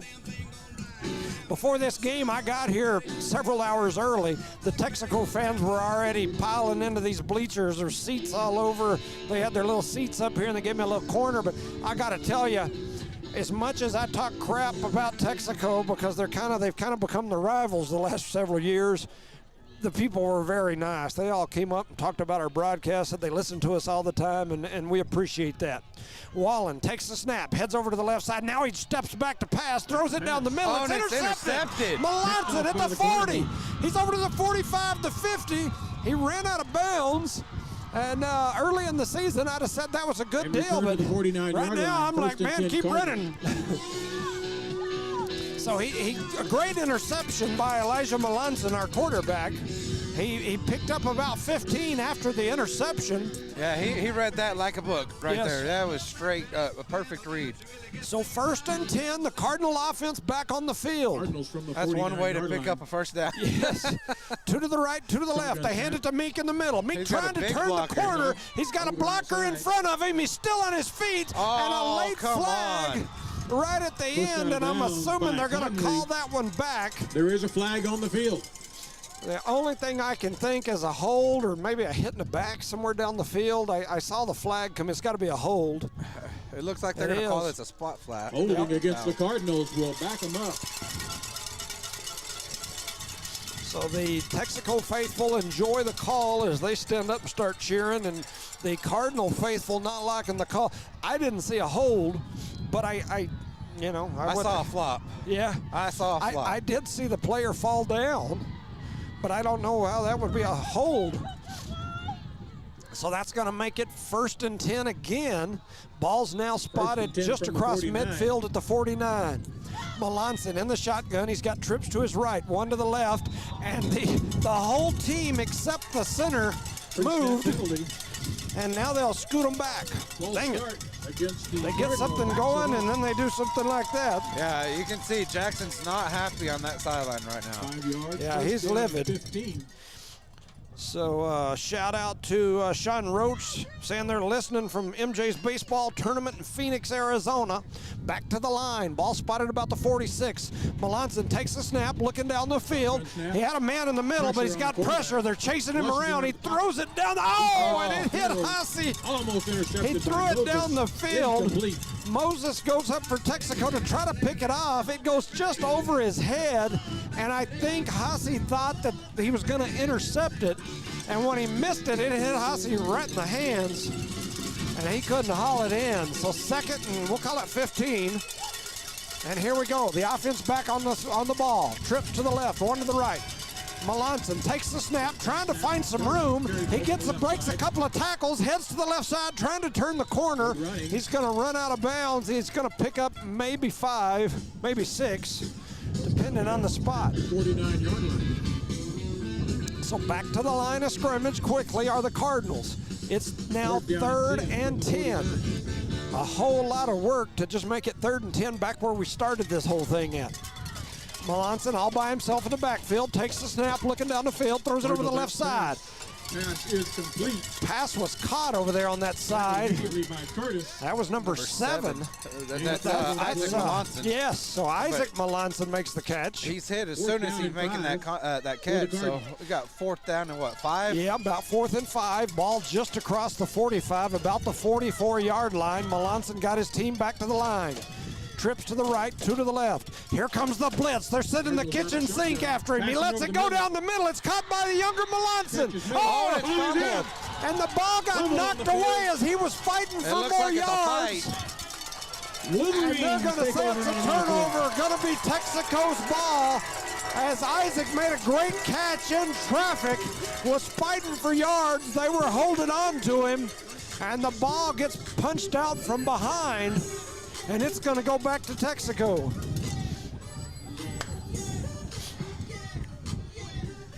So that'll send Texico's offense back out onto the field with a 20-point lead. 8:15 showing on the clock. Cardinals had some momentum going there as they were pushing up the field. Had just a punched out ball there by the Wolverine defense. And now here comes Texico and that huge offensive line. They've got Wallen in there. Fig's going to step up into the shotgun by himself. He sends Moses in motion. They fake the pitch to Moses. Fig trying to find some space. They got to him in the backfield, but he pushes forward and going to pick up about 2, maybe 3 by the time they finish spotting it. It looks like Jones was in on that tackle. Tyson Jones, 5'4", in there. Once again, they've been doing some different things as they're rotating some different packages in that we haven't seen this year. But I can tell you, Texico didn't do this same thing they're doing right now. They didn't have the personnel to do what they're doing right now. Yes. So Wallen in the shotgun, sends his folks in motion, shifts everybody, I mean. Now he's going to take the snap, and he heads over to the left side. The Cardinals get picked on the corner. He's trying to get some space, still on his feet, and Hosse's going to drag him down, but not before he picks up a big first down. First and 10 Wolverines. And Wallen's slow getting up. Once again, we talked about that young man in the pregame. He's been their starting quarterback for a couple of years. Set out most of the season due to injury, and just came back. And with him and Fig in the backfield, it does create an interesting situation. And as he was slow getting up, the refs blew the whistle. They're going to make him take Wallen off the field. 44-yard line. So he's going to step over to the sideline. He's definitely looking like he's in pain as he walks over here. His coach is trying to talk to him. That's one of the assistant coaches. They're talking to him over on the side, but he still looks like he doesn't feel real good. Now he's bending over and putting his hands on his knees. So Fig now in the shotgun. Different package here. Fig gonna rotate those folks in motion, and now they're gonna snap it to him. He's gonna run right over here to this side, and the Cardinals come in, and without both backs back there, it changed everything, and pushing in there was Zamora. And Zamora hits Fig in the backfield, probably 3 yards deep. He's able to drive forward and pick up a couple back, and it makes it 2nd and 11. So ball now spotted about the 45-yard line, and here comes Wallen back onto the field. So now they've got both quarterbacks back out there again. Once again, I've been watching football a long time. It makes for an interesting situation when you've got 2 quarterbacks that can run the ball like this. Wallen in the shotgun by himself after the shift. He's going to pitch it to Fig coming back this way, and Fig's got a big gap. He's to the 30, the 20, the 15, 10, 5, and touchdown Fig. Touchdown Wolverines. And Texico with a 45-yard touchdown run. My papers are flying away. Big with a little whoop whoop. Thank you. Touchdown. As I went to grab my papers, and they were flying away. Yeah, this wind is definitely starting to pick up. The sun's wanting to come out, but it's just not doing a very good job. Fig is absolutely eating our lunch when they've got both quarterbacks in there. As here they're going to shift and go for 2. They get in the old Santa Rosa offense. They hand it to Fig. They grab him in the backfield, but he drags forward and punches into the end zone for 2, as it's now 28-0. Texico putting the smack down on the Cardinals. They lead 28-0. You're listening to Noalmark Broadcasting's coverage of Eunice Cardinal sports. Eunice is proud to serve students and community every single day. From kindergarten to high school, Eunice Schools has stood strong, delivering quality education, building resilience, and shaping tomorrow's leaders. This year, Eunice Schools is focused on more growth, more learning, and more Eunice pride, because Eunice is on the move and the schools aren't slowing down. To the students, families, staff, and the entire Eunice community, thank you for being a part of something special. Let's make this year one to remember. Welcome back, ladies and gentlemen, to Noalmark Broadcasting's coverage of Eunice Cardinal sports. Here live in Texico for the state championship game. Eunice trails 28-0. Had a couple of people message me saying it's not showing the score. I don't have the score book, the score app, so we don't have the guys here that usually run it. So we'll just have to tell you it's 28-0. And so Texico to kick off. They do. It's a little knuckleball down the middle. Grabbed by Lord. Lord trying to find some space over there. He pushes forward. Just over the 30, gets to about the 32. Update on a couple of games. St. Mike's is playing Dexter. Dexter actually leads 14-7 in the second quarter, so that would be a huge upset there if it continues that way. And so, anyway, definitely a good deal if you're a Dexter fan or a Southeast New Mexico fan. My fingers are froze. Melanson in the shotgun. He's got two to his right, one to his left. He takes the snap, hands it to Meek. Meek trying to find some space, pushing forward, gets drugged down by 3 or 4 Cardinals, or by Texico Wolverines. My tongue is froze, my lips are froze, my nose is froze, my fingers are froze. Yeah. Second down and 8. And right now, these Texico Wolverines are freezing out this offense. Yes, our offense is froze. It's second and we'll call it 8. Ball about the 33-yard line. Coach Jackson talked to his offense there for just a second, as we don't usually get in a huddle. I'm going to put the gloves on, and if I can't grab my notes, I'll just have to not grab them. Meek trying to find some space on the left side. He pushes forward. He's still driving. And he's made it all the way to the 45, right? Yes, a big gain for the Cardinals, as that'll be a first down. Shout out to my main man, Houston Harvey, back listening over in the DF Dub area. Definitely a lot of folks out there listening. We appreciate you. It's 28-0. The Cardinals trail Texico. We're in the second quarter. 5:28 to go in the second. Melanson takes the snap, looking down the field. Got some folks in his face again. He throws it over there to the left side. Just has to throw it out of bounds, as his receivers were all covered up pretty good. You look back here in this secondary. That's another thing that the big quarterback that they have. They've had him back there kind of playing that almost like center field, which looking out there now, they've stepped him off. They've got him back over here. But it's just, it looks like a completely different defense as far as their secondary goes. They're definitely out there playing the secondary a lot better this time. So Melanson in the shotgun, looking down the field, trying to find somebody to throw to. He throws it over toward Meek, and it goes just over his head. And he had nowhere to go. I mean, they're all covered. Yeah. Everybody on his field is covered. There's nobody open. You know, and he's getting so much pressure that he's having to drop back. You know, he's playing 6 yards deep, and then his drop is another 10 yards. It makes for a very long pass when we usually have long pass routes already. Yeah, he's 20 yards, sometimes 15, 20 yards behind the line of scrimmage when he's finally setting his feet to throw the ball. It's 3rd and 10. Melanson takes the snap, rolls to his right side. He's got nobody open again, but he fires a rocket into Hasse. Looks like it may be enough for the first down. Yeah, Hasse made a heck of a catch there as he got hammered. He had a guy all over him, and it's going to be real close. They're going to move the chains, and that'll make it 1st and 10. Hawkins on the catch for Texico. So ball now at the 44-yard line. Clock continues to run, under 5 minutes here in the first half. Melanson in the backfield by himself, takes a snap, looking for some space, pops out to the left. Here comes the whole Texico team as Melanson drives forward. He's going to pick up maybe 2.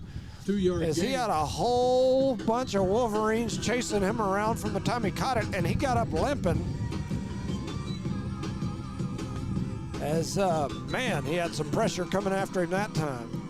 As he heads to the backfield again, he's got trips to his right, 2 to his left. Melanson in the backfield all by himself. He takes the snap. Here comes the blitz. They're after him. He throws it over to the left side, and it was in and out of hands of Isaac Melanson. He had the catch, and the closest defender's probably 10 yards behind him. As if he catches that ball and turns upfield, he's got another, probably a 20-yard gain. For sure. And it goes in and out of his hands. He just tried to turn his head and his body before he had the ball. You know, this cold ain't going to make it easy to catch anyway. It's hard, man. As a young man who used to catch passes, I can tell you, when your hands get cold, it gets real tough. So 3rd down and 8. Melanson takes the snap, looking down the field. He's got some pressure coming after him. Oh, he throws a bullet right into Zeke's hands, coming across the middle, and it's in and out of Zeke's hands. So that is 2 drop passes in a row that would have been first downs, both of them. And you know, that's not often that Zeke misses a ball. Well, and Isaac Melanson doesn't miss much either. For those that don't know, Isaac Melanson is the younger brother of Elijah Melanson, probably be your quarterback next year here in Eunice. Catches the ball. He's got pressure after him. Melanson trying to find some space, and he gets sacked in the backfield as he got hammered back there. Wolverines will take over. And now Texico will take over 1st and 10 as it's a turnover on downs. So TJ said he'll have Evie run the bug, and I appreciate it. And the score right now is 28-0. We are late in the second quarter, 4 minutes to go. And yeah, definitely so. I got your message here, Houston, and thank you, TJ, for that. We appreciate it. We have that the bug set up on Charlie's phone, and so usually when we're all together, Charlie runs the score bug and keeps up with all that. I haven't updated mine because I've always got Charlie running it. Yeah, right. And so the last couple of times I've tried to get on there, it's told me I needed to update. And usually when I go to update it, I'm sitting here on the field with very little cell service. And anyway, so that's why I don't have the bug. But the bug runs the clock and the score. So anyway, the Eunice defense back out on the field. Here comes that big offensive line of Texico. Most of this Texico offensive line are seniors. Most of them have been out there a long time, and like I said, they're some big old boys. They average about 270 across the front. So back in the backfield, I see Fig back there. They're in that Santa Rosa set. They're going to snap it to Fig right up the middle. He's going to push forward, coming up and making a tackle, I believe was number 2. Jesse Ordonales. Also in there was GC jumping in. Hadn't said his name much. They've got him down there almost like a walked guard, up. Yeah, for sure. As he steps back now, here comes the offense back to the ball. They're in that Santa Rosa wing tee, single wing, whatever you call it. It's the single wing. They snap it, little spinner back in the middle, cutting around, coming to this side. They push through. Pipkin pushing down the field and slung to the ground inside the 30. The ball flies out as Pipkin was slow getting up. You know, that the ref on this side, he missed a huge block in the back. I thought so too. Out here on this corner on this side, yeah, I thought so too. That defensive back went in and hit our corner right in the back. But no call. 3:18 to go here in the second. 28-0 is your scores. Texico back to the line. They're running that Santa Rosa offense. They're going to duck and run right up the middle. Carries over the right side. And still pushing, trying to pick up some yards, and a late flag comes flying in. As there was a late flag that come in from all the way over by the Cardinals bench. Not knowing for sure what was the call. We'll see what they call here. Oh, they're going to say like the tush push, I think is what he's saying, that they were assisting the runner. Yeah, that is what they're going to say. I was asking about that last week because I know in the NFL that's a big thing right now. Yes. They're arguing about it every week. Oh, no. Yeah, they called a sideline warning. They called him for aiding the runner. That's what they called. That's not a sideline warning. I think the the announcer got it wrong there. I think they were saying that the lineman for Texico pushed or drug the running back down the field. Yeah. And in high school, you can't do that. So 6-7 anyway. 1st and 10, ball about the 29-yard line. Texico heads back to the huddle. That clock continues to run. It's down under 3 minutes on a gray, gloomy, windy day here in Texico, and it's cold. They're in that single wing Santa Rosa offense set. They're going to snap it. Fig going to head over to the right side. A lot of blockers out in front of him trying to find some space. The Cardinals get to him. They take him down. He's going to pick up about 5 yards, maybe 6, depending on the spot. They just threw that ball to the official, and the official's hands are like mine. It went in and out of him, and you could tell he was like grabbing his hands. You know, if you've ever been really cold and they throw you anything, it's like it hurts. Your hands just don't have any cushion to them and just don't work quite like you would think that they should. And that's what's not completely killing our offense, but it's definitely got something to do with it. Yes, it has. 2nd down and 5 here. Ball just inside the 25, about the 24. They're still in that Santa Rosa set. Texaco going to take the snap. I think that's Fig trying to break through. Oh, no, that's number 1, and they're going to get to him. That was Pipkin. And ever since they've went to this set, we've been able to kind of contain them. Yes. And But it looks like that's about to change because they're bringing number 12 back in. Yeah. So see what they go to here if they keep running this Santa Rosa offense. And it looks like they're coming in with, well, we'll see. It looks to me like they're going to go back to what they've been doing the rest of the game. Yeah, they are. This is and that's a smart move. Oh, yeah. This is what Eunice stopped last game. Yep. No, I agree. And so here they go in the rotation. Fig's going to step up. He's in the shotgun. He's got a man in motion. They fake the pitch. They're looking over here to the left side. They throw it down the field. And a good catch there as number 16 makes that catch, or 15. That's Autry for Texico. And then there's a flag over on the far sideline. We'll see what they called here. They're going to say illegal man downfield, as we had a lineman from Texico get down the field a little too far on the pass, and so now they'll scoot them back. Shout out to Charlie, he's listening somewhere. Yeah, my aunt and uncle down in Granbury doing Thanksgiving with my uncle's side of the family. They sent me pictures, said they're listening and watching online too as well. Oh wow, man, it is cold out here. I don't know. It is. I don't know what the temperature is. I'm guessing it's probably in the low 40s, maybe upper 30s. But then that wind chill's probably in the 20s or below, because it is cold. Golly, it's cold. Yeah, and I look out there at a lot of our Cardinal players. It doesn't look like they have underclothes on. They may play for Dave Lynn like I did back in the day, where he walks in and says, "Boys, we ain't gonna do that pansy stuff. You better take that stuff off and get out there and show them how tough you are." It's cold. But you know, as we get older, our blood runs a little slower. Oh, yeah. Theirs is definitely running a lot quicker, so I guarantee you they're not as cold as we are. Well, and a lot of that medication I take makes mine even thinner, so it's a tough one. Yeah. You get a few blood clots, and then them doctors think you need to take all kinds of stuff that make it real thin. So we got a timeout on the field. The Wolverines want to talk about it here. And so, anyway, just trying to get through this first half, get a little break. I know when we get to the halftime, I'm going to have to make a run to the little boys' room. I tell you what, this cold is kind of helping my ankle. We were at a wedding last night in Anthony, New Mexico, doing some snake dance, and it just so happened to me that I had to be the one that fell in it, rolled my ankle off the dance floor.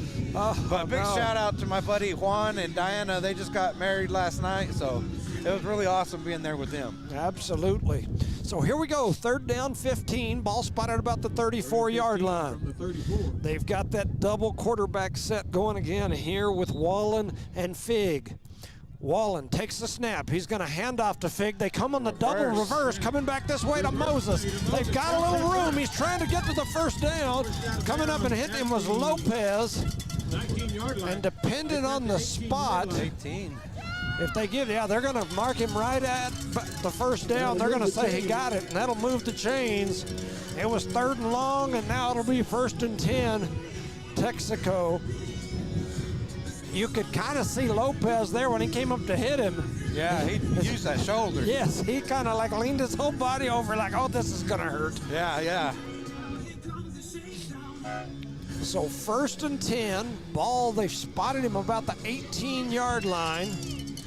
And the Cardinal defense been on the field a lot this half. And so Wallen in the shotgun, and he's now going to call a timeout here, something he didn't like what he saw. Yeah. Wolverines. And he immediately turned and looked over to Gilbreth and started signaling for the timeout. So Texico with a timeout on a cold, windy day here in northeastern New Mexico. I call this northeastern New Mexico. Maybe it's central. New Mexico anyway. That flyaway zone, good old geese hunting. Yeah, for sure. Well, right now, the only geese I want to hunt are warm ones in my living room with the fireplace going. That ain't no lie. It is cold. It is a cold day. And so, anyway, shout out to everybody back home listening. Sorry we couldn't bring you the video. So, over on the NFHS, those guys were talking to us before the game. In fact, we was helping them with some of their numbers. I don't know if that's what we're supposed to do or not, but Chad Patterson doing the broadcast, or one of the guys doing the broadcast, that's Coach P. For those of you back home, Coach P's son, Chad, is one of the announcers from NFHS. So back in the shotgun is Whalen. He's going to shift up, and then they're going to bring up Fig. Fig going to take the snap. He's going to roll to his right side. He's looking to pass. He's got a man wide open over here in the corner. They're trying to get to him, and luckily for the Cardinals, our defensive line was able to get back there and put some pressure. That's 6'4" and 56. Trying to see who that is as I've got my paper all covered up here. 6'4" is Joel Sosa. And 56 is Moses Rodriguez. As they were trying to put some pressure, they had their hands on Fig as he was trying to get a little space and throw that football. And so that's going to make it 2nd and 10. 9 seconds to go here in this half, as Wallen and Fig both step back up there again, back in that formation that's gave them so much success. They're going to rotate everybody, and they rotate Fig up. Fig sends a man in motion. That's Moses. He fakes the flip. Now he's trying to throw it down the middle. He's got pressure coming after him. They're trying to get to him as he throws it over to the right side. He's got a man on the sidelines, and they take him down. About 3 yards short. About 3 yards, and the time is going to expire. And that will end the first half. The Cardinals trail Texico 28-0. You're listening to Noalmark Broadcasting's coverage of Eunice Cardinal Sports. I'm going to turn on one play of our sponsor, then there'll probably be some dead time as I'm going to run to the little boy's room. You're listening to Noalmark Broadcasting's coverage of Eunice Cardinal Sports.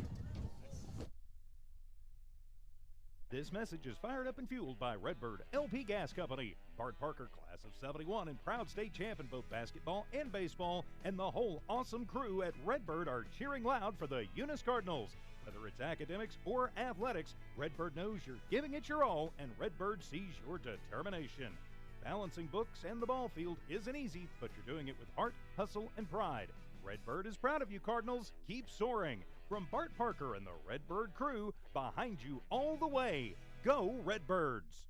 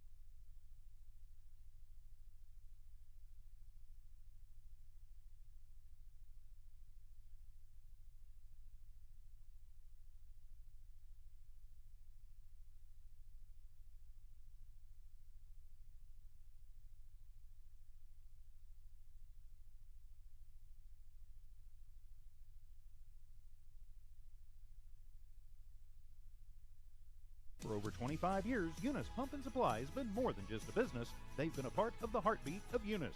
From the oil fields to the classrooms, Eunice Pump & Supply is all in backing the athletes, cheering on scholars, and investing in the future of Lee County.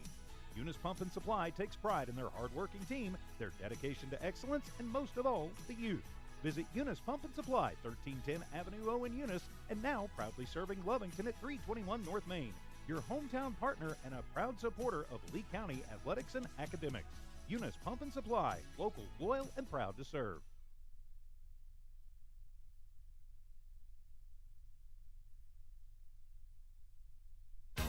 Thomas Welding, precision, strength, reliability. Located at 3529 North Del Paso Hobbs, Thomas Welding is your trusted partner for top quality welding and industrial services. They specialize in carbon and stainless welding, operate an ASMER stamp code shop, and provide roustabout services, dirt work, equipment rental, sandblasting, and coating. Owned and operated by Justin Thomas, who says we take pride in serving our community and are a proud supporter of Lee County athletics and academics. For expert craftsmanship and dependable service, call Thomas Welding today.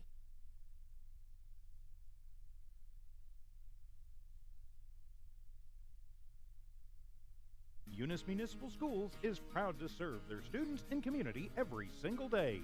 From kindergarten to high school, Eunice Schools has stood strong, delivering quality education, building resilience, and shaping tomorrow's leaders. This year, Eunice Schools is focused on more growth, more learning, and more Eunice pride, because Eunice is on the move and the schools aren't slowing down. To the students, families, staff, and the entire Eunice community, thank you for being a part of something special. Let's make this year one to remember.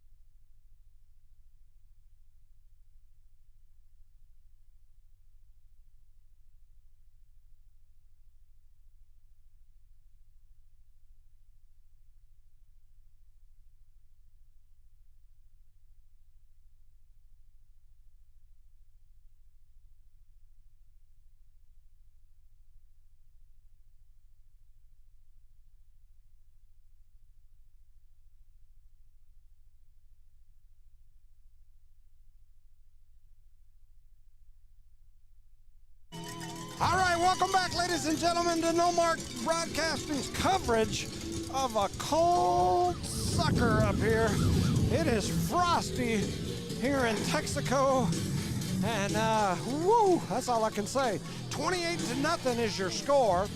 The Texico Wolverines really put the smackdown on the Cardinals offense in that first half. I talked a little bit about, the weather. And I mean, there ain't no doubt it's a factor. And I'm not making excuses. It just is what it is. Yeah. The Cardinals run a pass offense that has a lot to do. For those of you that have ever been outside and your fingers get cold, it's hard to get a feel. It's hard to get a grip. When you depend on the pass over and over and over, it makes it tough.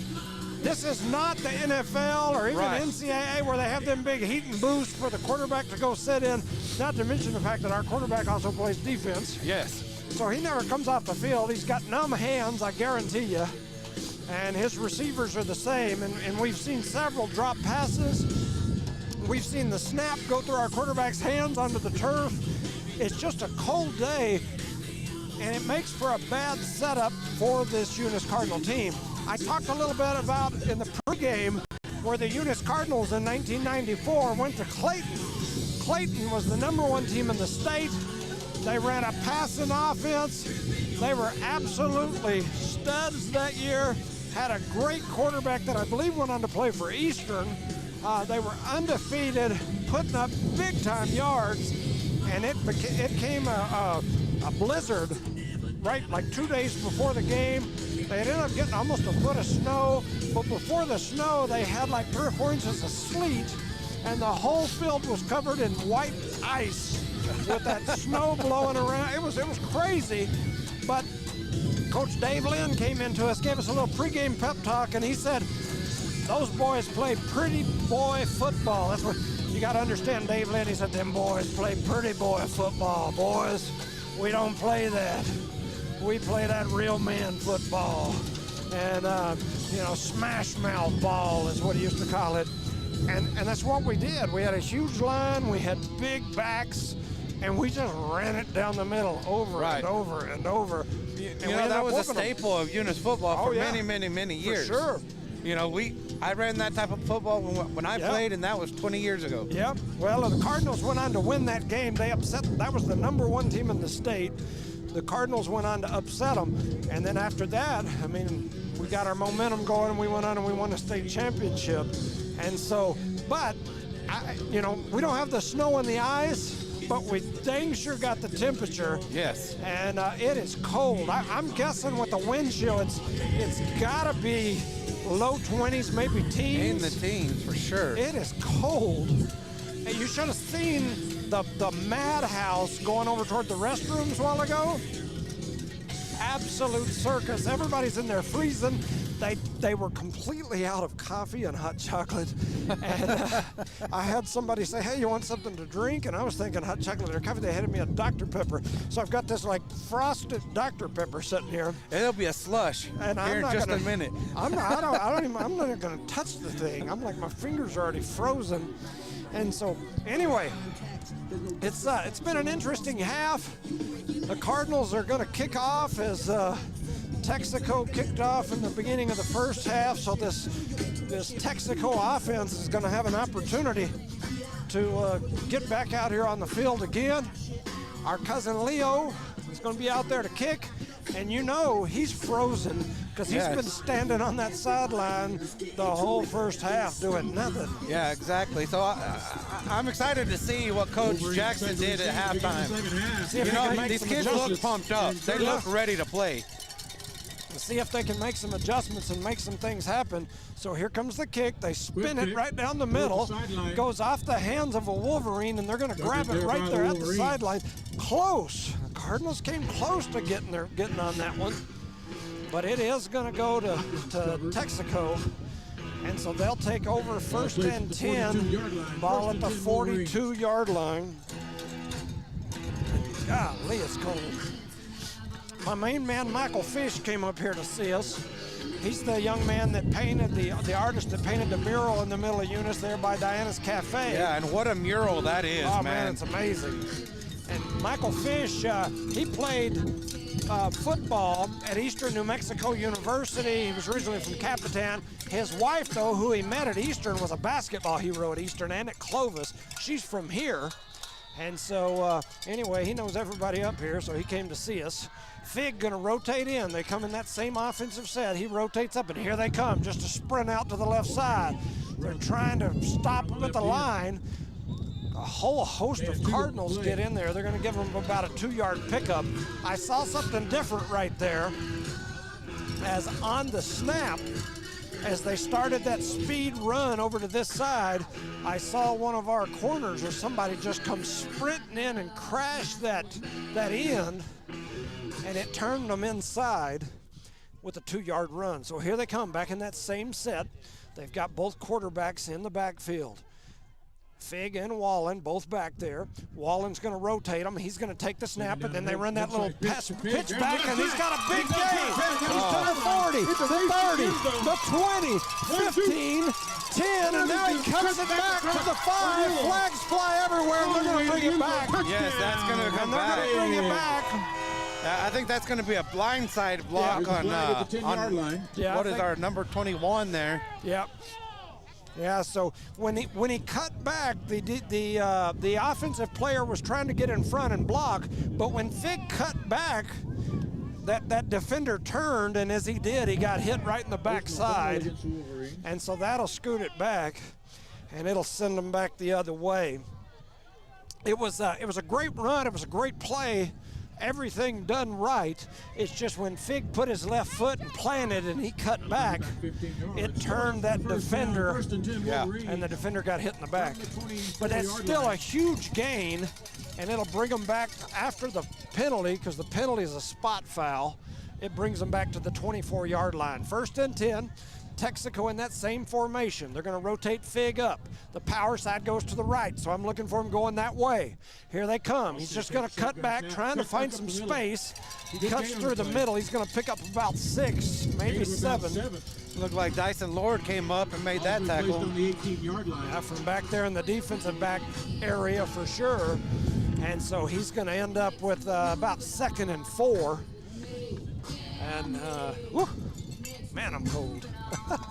Yeah, it doesn't help we're this high up in the stands. These trees are doing nothing for us. Absolutely, I agree with you. So here they come in the formation, looking around, trying to figure out they're missing a man on the field, and it's going to be Fig. They're going to call him in. He's going to run onto the field here late. They're telling him to play, and then now we're going to have a timeout on the field as the Coach Gilbreth, he wasn't very happy about that. Once again, we are in the state championship game here in Texico. It is a cold, windy day here. Talking to some of those folks as I was headed down toward the concession area during the break, and nobody expected the temperature to be like this. You know, in fact, one of those Texico men I was standing down there talking to was telling me that they were expecting mid to upper 50s, that nobody thought whatever this is was going to happen. And it is cold. I can tell you, I've got thermals on, but then I've just got a regular pair of pants and a little thin shirt on. And I had a jacket in my bag, and I thought, oh, that'll be good. I've got some gloves and a little beanie. It's like I'm wearing nothing. It is cold up here. So 2nd down and 4, back on the line.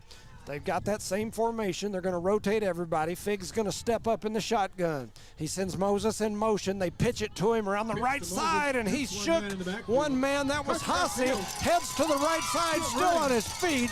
He's down inside the 5, and a late flag over there. Probably going to be a hold.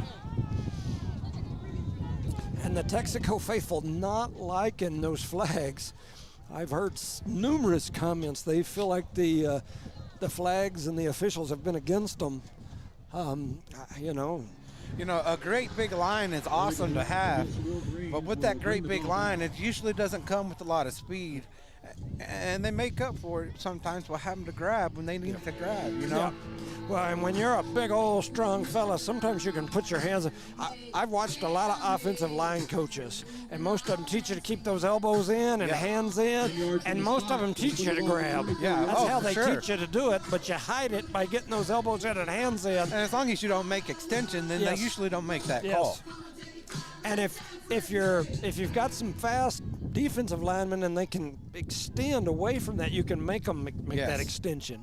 So here they come, same formation. I see them coming this way. Fig going to take the snap. He's running this side, trying to get to the corner, and getting to him was Meek, and they drag him down right at the line of scrimmage. Maybe a half-yard gain. Yep. Gain of 1 on the play. And that's going to make it 3rd down and 9.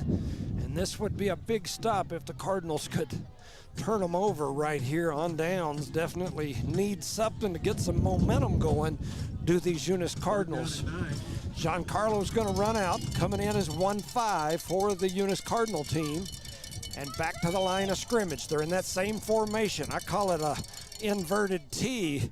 Kind of got a pistol back behind him, or running back on each side. He's got one wide to the left. He sends a man in motion. That's Fig, and here comes Fig back this way, and they're just going to pitch it to him.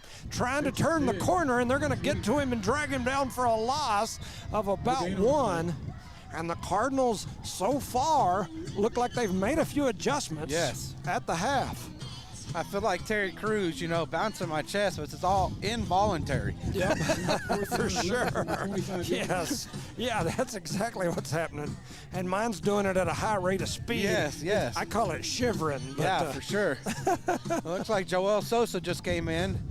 That kid right there has got some power and speed combined, so he's going to be a big help. So 4th and 11, ball spotted at the 25. They're in that same little inverted T formation. Wallen in the backfield. He sends his people over to the right side. They step one back. He takes the snap, going to pitch it over to Fig. Fig going to throw it toward the end zone. They do throw it over there, and they catch it right at the 2 where they step out of bounds. You know, I've said this both games that I've helped you with is our defenders play great defense. They just don't look back when that defender looks back. Yeah.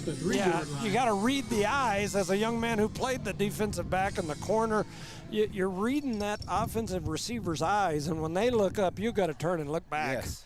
And we haven't done that. So here they come in that Santa Rosa formation, pushing it to that right side, and they're going to get in. A touchdown, I believe that was Fig, who pushes it in. And he put 6 more points on the board. Fig having the game of his life for sure, as it's now 34-0 on a 2-yard touchdown run by Fig. I think that was Fig. It looked like it, yes. And my dadgum fingers won't hardly write on this piece of paper. They don't want to work. Finger don't want to work, my lips don't want to work. I wasn't prepared for this temperature, I can tell you. I knew it was going to be cool and windy, but I just didn't expect this cool and windy. The kick is up, and it is good. Early in the third quarter, it's 35-0. Wolverines. Wolverines lead 35-0. They are pretty much on cruise control here. A shout out to some sponsors: R360, Lasco Construction, Burrito Beast, NMJC, IPS, Eunice Health Clinic, Badger Hydrovac, the City of Eunice, Debbie's Country Kitchen, Cardinal Hardware, Redbird Garage, Eunice Wrecker, Thomas Welding, Guns Up Services, Outlaw Grill, NMR Pipeline, Parker Energy, Redbird Gas, Eunice Public Schools, Eunice Pump and Supply. So it has definitely been a cold one here for sure. The score for those of you at home is now Eunice 0, Texico 35. The Cardinals getting taken to the woodshed. Had somebody message me saying it's 71 and breezy here. I'm assuming that's at home. As man, it is not 71 and breezy here. I guarantee you. Golly, I'm numb. And so Texico with the kick, they're going to squib it through the middle. We pick it up, trying to push it forward. Trying to see who that is. He's still on his feet. That's Meek, and he pushes all the way past the 45 out to the 46-yard line. At the 47-yard line. Tackled by Hackma of Texico, one of those names that's been around Texico for a long time, many years. Had several really good females with that last name playing basketball and volleyball. The proud sponsor of the NMAA. So 1st and 10, the Cardinal offense comes onto the field, trips over to the right, one to the left. Melanson in the backfield, he's got Meek beside him. Sends a man in motion, that's Lucas Lopez. They fake the handoff to him. Melanson was in a lot of trouble. He's trying to get out of it, and now he's going to get drug out of bounds, and he's going to lose about 7. As don't know what exactly was going on there. But I don't know, but he's still got a limp on that right hip that he has. Yes, he does. Yeah, Melanson's kind of limping. Not used to getting hit as much as he's gotten hit today, and especially in this cold temperature. So it's 2nd, and we're going to call it 17. Ball at the 40-yard line. Melanson and Meek in the shotgun. He's got trips to his left. They're going to hand it to Meek. Meek trying to find some room, but he's got people all over him. And he's going to pick up maybe a yard on the forward momentum there. Yeah, there was a hole there, but it collapsed pretty dang quick. Yes, yes, I agree. That was a couple of strange, different type calls there for us. 2 runs basically up the middle, and we're at 3rd and probably 16. Melanson takes the snap. He's got blitz coming after him. He just lets it go, pushes it down to Meek, and he was on his back foot with a guy hitting him in the mouth right as he let it go. And the pass is overthrown, and it's going to make it 4th and a long ways. And what do we do here? I mean, you turn it over, you give it back to Texico deep in our territory. Yeah. You don't do it, and you're down 35, giving them a chance to go up 42. And so we'll it looks see. like we're going to go for it. It does. It looks like the offense is on the field. Trips to the left, one to the right. Melanson and Meek in the shotgun. He takes the snap. He's looking down the field. He don't have the blitz coming after him this time. He lets it go for Hussey. Hussey's going to make the catch. He pushes down inside the 20. had a man all over him. They're going to call pass interference, but Hussey made a great catch there. And you know, the thing that I said there, as soon as he got the snap, I said there's nobody coming after him. Yes. They didn't have the blitz on. And it gave him time to set up and throw the ball, and he threw it down the field for a huge gain. Hasiel makes a great catch. Amazing catch. You know, what people can't see that are listening to the game and not watching is our front line is blocking great. It's the blitzes that they're not being able to pick up because they got that big four-man front, you know? Yeah, it's that blitz package that they put together. So 1st and 10, ball down inside the 15, about the 13. Here comes Melanson. He's got everybody chasing him. They drag him down to the turf there after he lets it go. And he gets up limping. It looks like the officials warning Texico for taunting. Yeah. So they do give a warning there as Melanson bends over and puts both hands on his knees as he limped pretty bad coming back to the line area. And the Cardinals are in a huddle. You know, I think to beat this blitz, we're going to have to start throwing some quick passes. Yeah, I agree with you. So 2nd and 10, looks like we're about the 12, maybe the 13.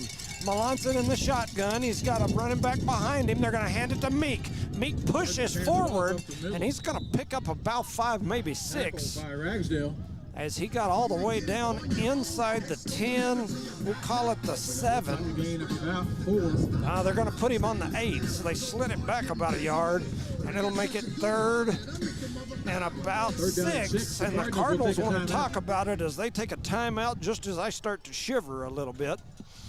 Ooh, it is a cold, cold day. I know I've said that a few times, and everybody may not want to hear it, but if you start hearing my teeth beating together, you'll know that it's not because I'm nervous. Yeah, I feel bad because I keep sniffing into the microphone. Oh, yeah. There's nothing I can do about it. Yeah, the nose is running.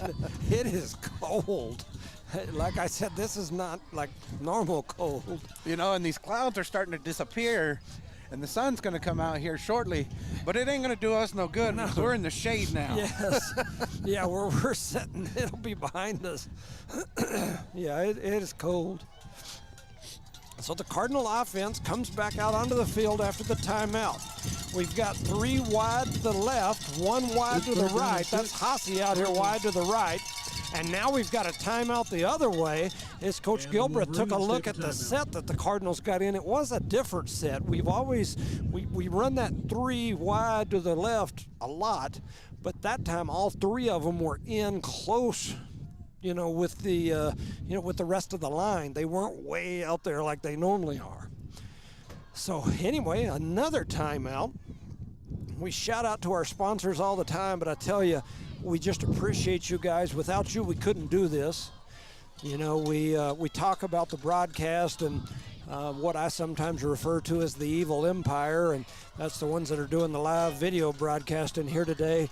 And you know, it's a business, and a lot of these companies do this.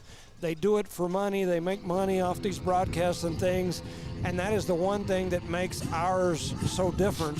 Is it is truly about kids and about families. They're showing these games for free to everybody back home. In this case, we're broadcasting only the audio. Melanson back to the line of scrimmage, 2 to the left, 1 to the right. Melanson hands it to Meek. Meek tried to break a tackle and dive forward, and a shoestring tackle, and Melanson fell down. And he is really, really walking around looking like something's hurting. I wouldn't be surprised if we see younger brother come in, give him a break. So 4th down and 5 after Melanson gets taken down on a shoestring tackle. Melanson rolls to his left, looking down the field. He's under pressure again, trying to get rid of it. He throws it to the end zone. It's caught. Touchdown, Cardinals! What a catch as Melanson was getting taken to the ground, and he threw it across his body. Looks like into Dyson Lord. End zone, and I think that was maybe Lord that came away with it. Hard to tell for sure as he threw it into the pile, and all of a sudden I seen some white-sleeved arms and a Cardinal outfit reach up and grab it, and it is the Cardinals' first touchdown of the game. And Melanson, as soon as that happened, immediately is jogging for the bench over there. He's going to have a seat, and I can't tell what they're working on, but they are about to work on something. And so the Cardinal point after touchdown team is out there getting ready to kick. The ball is planted, the kick. Pre-snap penalty. So there's a pre-snap penalty here. Let's see what the call is. That was going to be a rough one anyway because it was a high snap. We had somebody coming in. So. Yeah, that was the offsides out here on this side as Moses got all the way to the, he was all the way to the kicker by the time the holder went to set the ball down. And so they call him offsides, and they'll have to slide him forward half the distance and re-kick. Or, well, we never even got a chance to kick that time. So you can see that whole group out here on the left again. They're going to try the same thing. It's just going to be a timing thing. The Cardinals take the snap. They put the ball down. The kick is up, and it is through the middle as Leo puts it through. Yeah, that's a heck of a kick, yes, too. That was a nice-looking kick from Leo, and the Cardinals now trail 35-7. The Cardinals trying to get back into this ball game. There's a very long game left to play. Yes. Yes, for sure. Shout out to some of these sponsors. Eunice Pump and Supply, the Nogelmeyers and the Matthews. We couldn't do it without you. They do so much. Everything that happens in Eunice has got Eunice Pump and Supply written all over it. Eunice Public Schools, Mr. Hatch and all his staff. Recindo, normally broadcasting with us. Matt Coy. Anthony Pender. My mouth is frozen. Miss Hahn. Senator David Gallegos. Redbird Gas, Bart Parker, the other Parkers, Parker Energy Services, Brett and Penny Parker, NMR Pipeline, Dale Bettis, all the Bettis family, Miss Stacy Pop, Outlaw Grill, Johnny Robertson, he's got them and Burrito Beast, both sponsors. We appreciate you guys. Got some new management over there at Bigot and Me Pizza doing a good job. Shout out to them. And, of course, Guns Up Services, the Thompson family, and Thomas Welding, Justin Thomas. I'm looking for an onside kick here as the Cardinals come to the line, ready to kick off, and they didn't onside it, but I got a feeling it's coming. I will be shocked if it doesn't with that score and how much time is left. Here it comes. It skips through. The Cardinals are going to get to it, and the Cardinals get the onside kick. That is exactly what they just tried the last time. They're going to recover the ball. And so the Cardinals get their first score of the game. They get a little momentum, and then they're going to pick up the onside kick, and here come the offense. Now, the thing is Melanson ready to get back out on the field, and he's out there. So I guess he is. Two wide over here to the right, two out to the left. Melanson in the backfield. He's in the shotgun. He takes the snap. Here comes the blitz. They throw it over to the left side, and one of the that was a Fig that came through on a blitz, and he just happened to blitz on the correct side where the pass was coming, and it went right off his arms. Could have easily been a pick six if he'd have been expecting it, I think. So 3:30 to go here in this third quarter. The sun trying to come out. 2nd and 10 now. Ball just across midfield about the 47. Melanson in the shotgun. He's by himself. He's got a blitz coming after him. Going to have to get rid of it. And he tries to throw it away, and he doesn't get it back to the line of scrimmage, and it's going to be intentional grounding. Pressure by Timberlake, Big, and Duma. Yeah, so that'll be intentional grounding, and that'll scoot the Cardinals. They'll have a loss of downs, I'm sure, is what they're gonna give right there. So I don't know why the Texico fans are upset. I think that's a penalty on us. I don't know. They're having a long conversation there. Yeah, I thought the penalty was on the Cardinals. I'll be shocked if it's not. So I don't know why they looks like a second flag there's out. Two flags there. That's probably the difference. Intentional grounding. Oh, I didn't offset, so we're going to be right back to the line of scrimmage. Yeah. So now I understand why they were upset.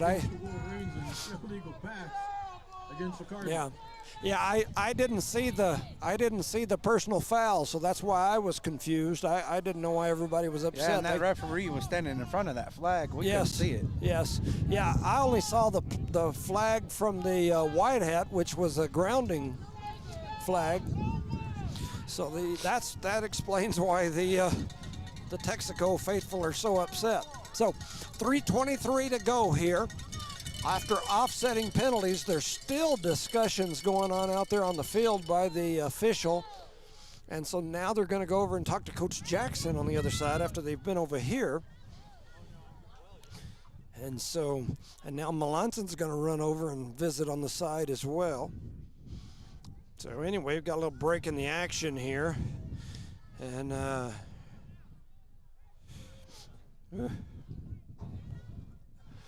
so let's see here. Man. So it looks like we're getting ready to go.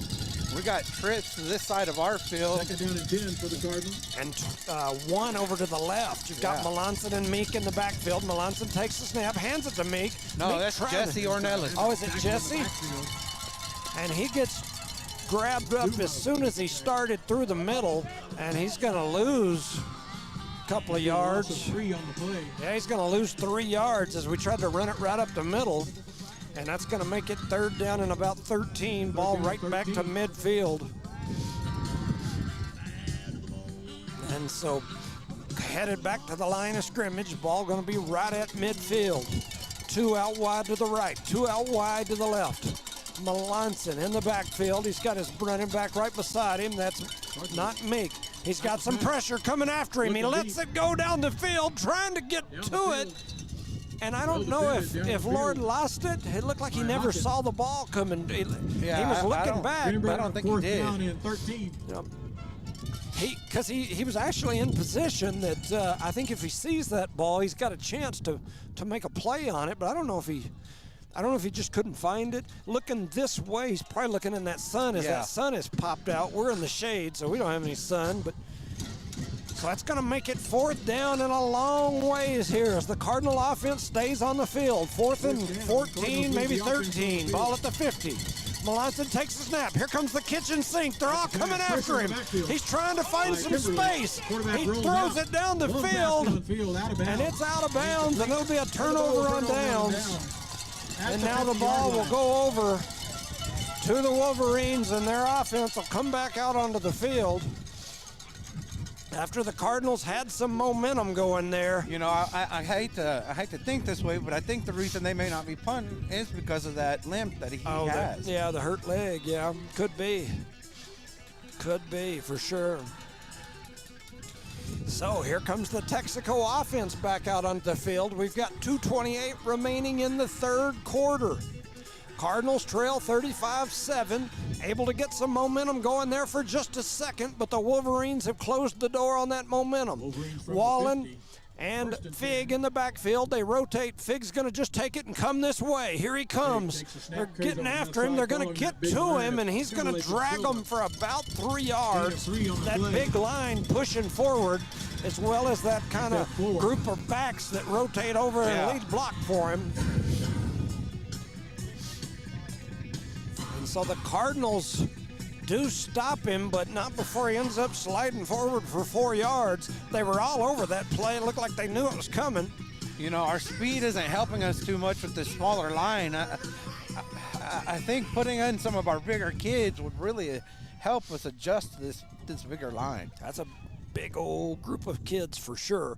Wallen going to send his people rotating. Fig's going to step up. Going to go that way, I'm assuming.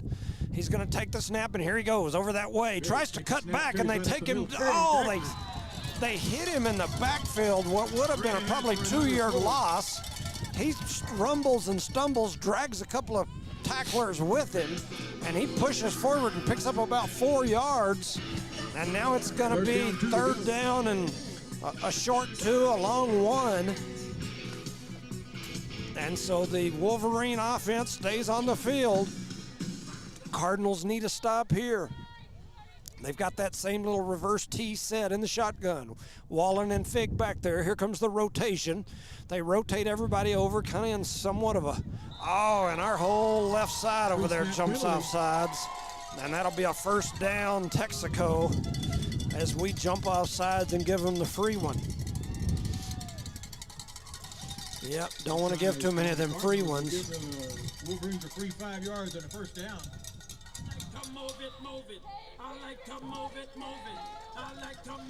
I tell you what, I'm dancing to this song really easy because my body's moving with no problem. Man, I tell you, I'm so cold that my body hurts. So here comes that same formation. They're going to rotate them through, and then they step up Fig right beside Wallen. He's going to take the snap and just head over to his left, and then he cuts back. He's got a little room, and he's going to push forward with a big gain all the way up, let's say about 11 yards. He's going to get all the way down to almost the 25, depending on the spot. They're going to spot him just shy of the 25. We'll call it the 26-yard line, and Texaco's driving again. The Wolverines offense has just been able to power football the ball right up the field all day long. We talked about that big line. They just probably outweigh us by about 30 pounds a kid at least. They're across the front, and they're probably on average about 6 inches taller than each one of our guys. So here comes the snap. They're going to snap it to Fig. Fig heads over to the right. He's just going to duck in behind everybody. He's got some room. He's pushing up behind his lineman. For a gain of about 5. That looked kind of like what they had that call earlier where the lineman run over there and help him and push him. Yeah. It kind of looked like the same thing there. And as we move into the end of the third and move toward the fourth, Texico leads Eunice 35-7 here in this state championship football game. Shout out to Cameron Santa Cruz, a former Eunice Cardinal star. What is it? Looks like we have an injured player down. They're helping him off the field right now. Looks like number 70, is it 74 or 76? Man, I don't know. Either, yeah, 76. 76. That's he's Manny our big Galvan. boy. He is our big boy out there. He's also on our front line. Yeah, definitely don't need that for sure. Also, shout out to Ide Frazier, Manny Lujan, TJ Martinez, Colton Corbell, some birthdays that people have sent me. The Cardinals trail here 35-7. Shout out to some of these sponsors, Eunice Pump and Supply, Eunice Public School, Redbird Gas, Parker Energy, NMR Pipeline, Outlaw Grill, Guns Up Services, Thomas Welding, Eunice Wrecker and Rental, Redbird Garage, Cardinal Hardware, Debbie's Country Kitchen, the City of Eunice, Badger Hydrovac, Eunice Health Clinic, IPS, NMJC, Burrito Beast, Lasco Construction, and R360. Shout out to Jacob Mendoza and to Perry Kimple listening up in Washington. The Wolverines at second and about, we'll call it 6.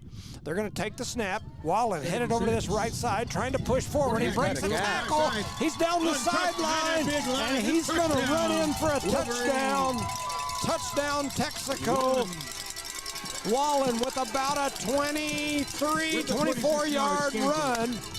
And a touchdown for Texico as they now lead 41-7. They're giving us a good old-fashioned butt whooping for sure. You know, and it's, you can see the difference in the mentality of our team versus theirs. You know, these kids are pumped on this side. Oh, yeah. And it's, you know, I mean, in all honesty, it's easy to be pumped when you're up 41-7. There's the kick. It's up, and it is good. And the kick is good. And that kick is up and good. And so the Cardinals now trail 42-7. As the Eunice Cardinals here getting taken to the woodshed in a state championship game by the Texico Wolverines. Texico trying to win their 3rd consecutive state championship. The state championship that was won before that was won by Jow. And Jow won that state championship against Texico. And then before that, it was 5 consecutive championships for the Eunice Cardinals.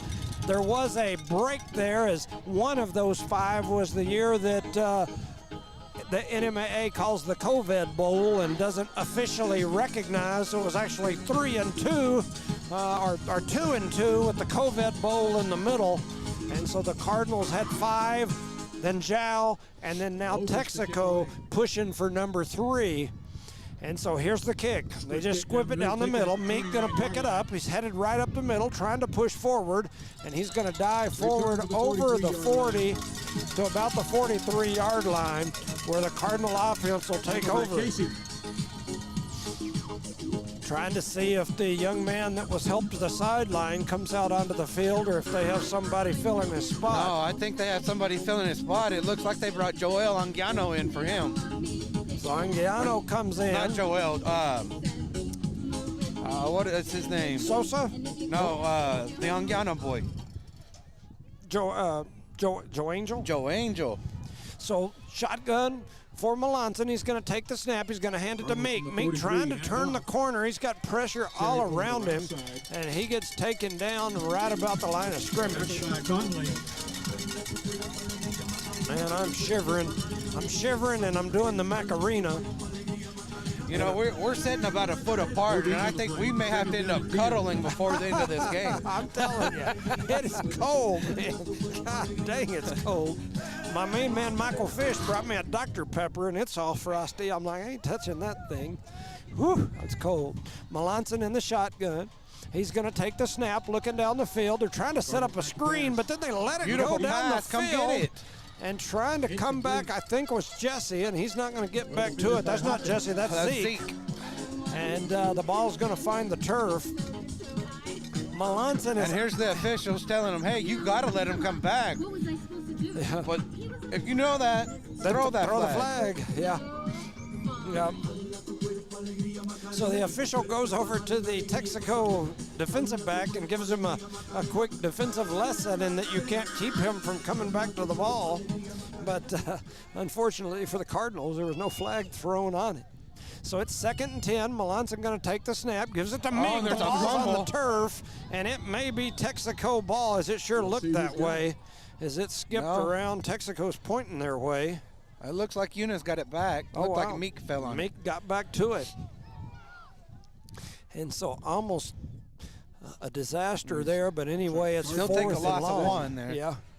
So 4th and 11 for the Cardinals. And we're going to go for it. Yep. I guess down this far, you might as well. I was going to say, I don't see how you can do anything else here. You have the last 3 or 4 times. Melanson in the backfield, trips to his left, one to his right. Here comes the blitz coming after him. They throws it with 2 guys in his face. He overthrows Meek, who was running out to this side. And it's going to be Wolverine football as the pressure package came after Melanson. He had 2 guys in his face trying to sling it out to Meek, who actually had a guy on him too, chasing him, and he overthrows him, and that will send the Cardinal offense. I say it sends the Cardinal offense. Most of those kids that are on the Cardinal defense are on the Cardinal offense. Yeah, they are. So most of them stayed out there. There was about 3 or 4 that ran off. So here comes Texico and that big offensive line back onto the field with a big lead, 42-7. Stepping up under center, they're in that wing, or that single wing of Santa Rosa. Pushing right up the middle, that is Fig, and he's going to gain about 5, maybe 6, depending on where they end up. It is a cold day here. I offered the Dr. Pepper to our cameraman. He said, heck with that. He said no, too. Yeah. He's like, if you got some hot cocoa, I'll take it. Otherwise, I ain't interested. So it is 2nd, we'll call it 6, ball about the 38-yard line. And for my people back home that like to listen to us, I'm sorry, I guarantee I'm frozen. My lips are shivering, my knees hurt because they're frozen. It's cold. So here comes Texico back in the old Santa Rosa offense. They're going to snap it, a little spinner back. He hands it out to this side, trying to turn the corner, and coming up and making a tackle, I believe, is going to be the young man out here on this side. That is Zamora. And so they're going to maybe get back to the line of scrimmage. Now they're going to say about a yard loss. So that'll make it 3rd and 6.5, maybe 7. And so Texico running that clock. They're going really, really, really slow on purpose. Yes, they now. are. They're standing back there watching that clock run on purpose, and now they're going to walk up to the line, still in that Santa Rosa offense. Going to try the spinner back. They step up to the line. They snap, they spin. They're going to head right up through the middle. Pipkin had some room. And here comes a late flag that comes flying in there. There's a flag on the play. As it comes from that other side, and he's signaling a hold against the Wolverines. And so that'll scoot them back and make it third down and about 11. So it looks like they're bringing in some younger guys. Armendariz just come in, Joel Sosa. So, you know, Armendariz, he's a pretty good-sized kid. Yeah. So maybe that'll give us a little help. Yeah. Looks like he's got that knee really taped up looking out there at him. I haven't noticed that before, so I wonder. He's had that pretty much all year. Really? Yeah. I didn't know he had knee problems, but that sure looks like some knee problems. Yeah, he's got that thing with like a big brace and then tape over the top. His freshman and sophomore year, he shot up about 6 inches. Yeah, that's quite a bit. So it's going to be third. We'll call it 14. Ball all the way back about the 46. They rotate everybody up. Fig going to take the snap and just sprint this way. Trying to turn the corner. Now he's turning back. Flags fly everywhere. And the Cardinals bring him down for a loss, and it'll depend on what kind of call they've got way down the field, as that was the deep official from all the way back in the back. Let's see what he's going to call. Hold. So he's signaling a hold against Texico, and they're going to decline it, and that'll make it fourth down and on the loss, so that's going to be fourth down and about pushing 20. Yeah. And the ball comes all the way back to the 49, and looking like the punt team might come on the field for the first time for Texico today. And, hey, they're trying to hand us over a coffee. Oh. Hey, thank you. Thank you. I think that's hot cocoa. Oh, yeah, it is. That's some hot cocoa. So the Texico punt team, I think, is on the field, and now we've got a timeout on the field. That looked like even though it's kind of that punt formation, it's kind of that sneaky one where maybe the punter's one of the quarterbacks. Yeah, and he was only about 5 yards deep in the backfield, and I don't think we liked the looks of that, as we were back in the punt return formation, and we decided we'd call a timeout and talk about it. You know, people back home will have to excuse me because I had to take a sip of that hot cocoa because I am frozen. Woo. I tell you what, it's working its magic as well. Yeah.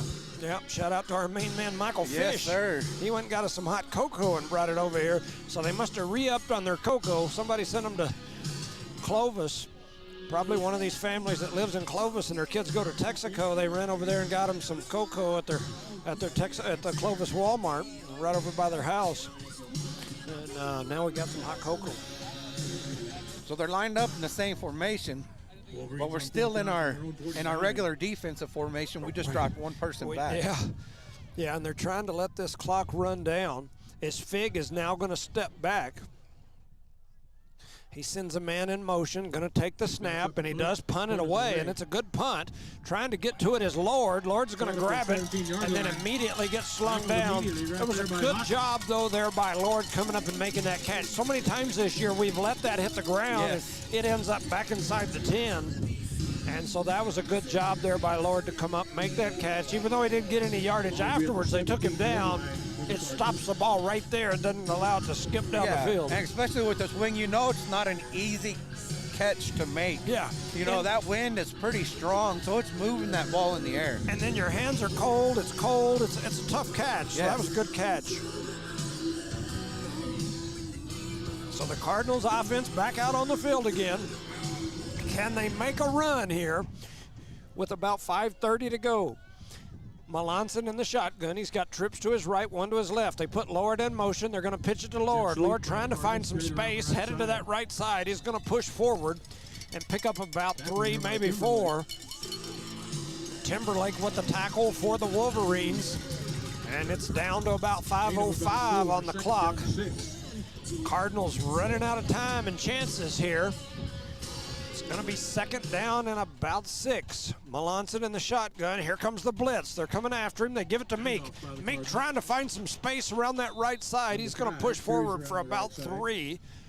Going to make it third and maybe 2.5, 3 yards. Third down and long 3. as the Cardinal offense trying to keep it pushing, but I guarantee you, Texico will allow us to run for 2 or 3 yards at a pop, all we want, and now we've got a timeout on the field, because I think, we're going to have to decide here, and in all honesty, with the amount of time that's left down 42-7, there's probably, hate to break anybody's heart, but there's probably not a lot of chance of the comeback at this point. But the Cardinals just trying to get it back within a respectful range, where you can look at it and go, they did all right as far as the score goes. But they're in a hole for sure, a big hole. And not only are they in that hole, the walls are ice. And the wind's blowing in and it's cold. And their noses are running and their toes are froze. I'm talking about myself over here, but anyway, 42-7 is the score. 4:32 to go in this ball game. Melanson in the shotgun. He's got Meek beside him. He takes the snap. Just going to hand it to Meek right up the middle. And we're going to pick up enough for the first down. We pick up about 4, needed about 3. And that clock will continue to run. The Cardinals just going to push it up the field. Cardinals move the chains, 1st and 10 on their own 29. I was trying to think. No, I don't. My math ain't very good looking. So here we go. 1st and 10, Eunice. 2 to the right, 2 to the left. Melanson and Meek in the backfield. Melanson takes the snap, looking down the field. He don't have a lot of pressure coming after him this time. He's going to let it go down the field, trying to get to it, and there's the flag as there was a push-off. Yeah, definitely a push-off. I thought it was a good call again. The crazy thing is even the Texico coaching staff's out there screaming that they didn't like the call, but I thought it was obvious. That didn't even look like anything to not think that you saw that call. I mean, it was a 2-hand shove in the lower back. It was. You can go back and watch that one on video. And don't get me wrong, I don't know if he makes the catch anyway. I guess you could have said it was uncatchable. But it's definitely uncatchable when you get a 2-hand shove in the lower back. So the Cardinals pass interference by the Wolverines. Move it forward for another first down. I mentioned this earlier, but one of these young men, that Jet Curtis, he's number 5.'s the nephew of Eunice's Bruce Carver. So a young man that plays for Texico here. Bruce Carver, the Cardinal basketball star many years ago. Back to pass, looking to and the then, right side. And there's a big hit as Lord going to catch the ball and then get smoked. But he did a great job holding on. That was a great catch there by Lord. Yeah, Bruce was the AD in Hobbs when I started coaching girls basketball over there, and so him and Johnny Casals, Coach Zumbrin, Jason Paris got me into coaching. I appreciate them for it. And then Bruce went to Rio Rancho, where he was the long-time AD up there. And there's a bullet pass, a good, well-thrown ball, and Lord that time turned his head as the ball was coming to him. Not sure I blame him after that last shot he took on the play right before, and that one goes in and out of his hands.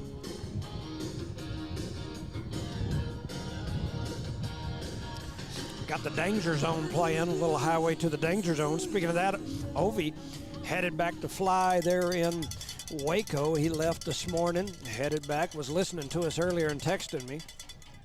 Melanson takes the snap, looking down the field, trying to turn the corner. He's got some pressure coming after him. He throws it over the head of Lucas, going to go out of bounds.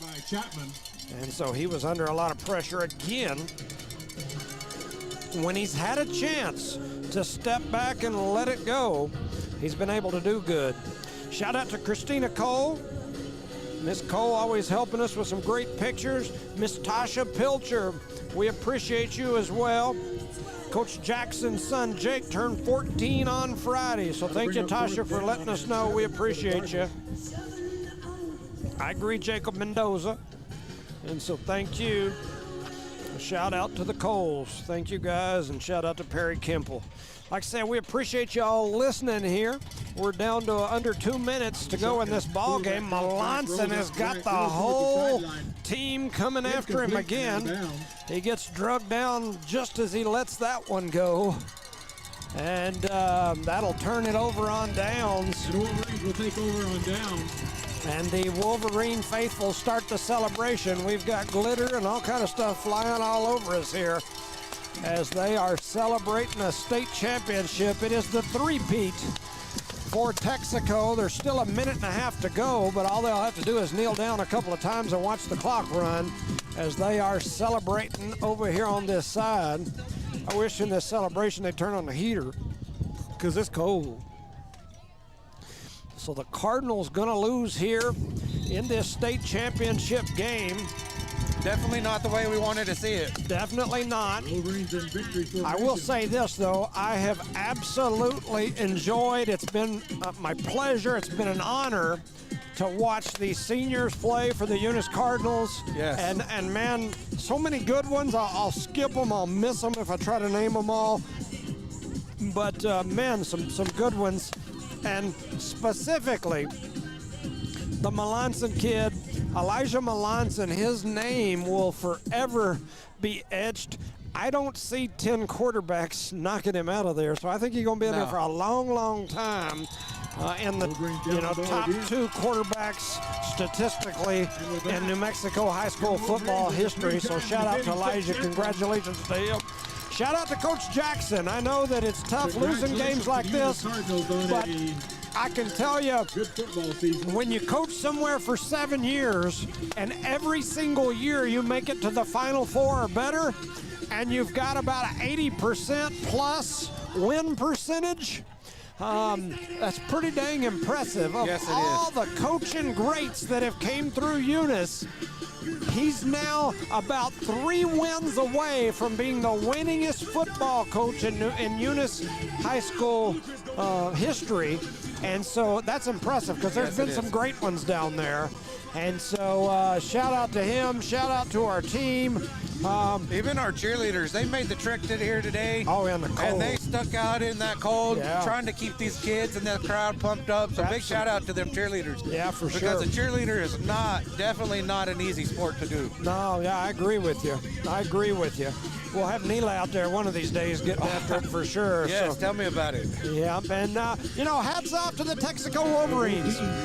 I give them heck, and I talk a lot of trash. I do. I'll be the first to say it. But I grew up in an era in the 90s where trash talk was just part of the game. Yes, People like Allen Iverson, Michael Jordan, those folks, they ran their mouth the whole time. It's just kind of the way I learned to play. At the same time, this Texico school, the Texico Wolverine program, man, they've done a great job. Coach Gilbreth and this group here have done a great job. 3 state championships in a row is not easy. No, it's not. It hadn't been done a whole lot, and so it's pretty impressive. I was talking to the principal from the high school before we started our broadcast here today, and they've got a 4-day work week. They've got they're year in and year out, they're ranked as one of the top 3 public school systems as far as their educational scores in the state of New Mexico. I believe the last 2 years they've been ranked inside the top 15 in all schools, including the private schools, as far as academically.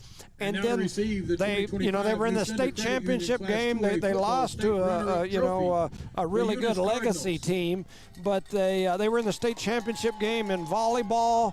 They're in the state championship in everything, and so you got to give your hat off. You got to take your hat off to the Texico Wolverines, as they're doing something up here right, and how they do it, where they do it, whatever it is what it is. They win.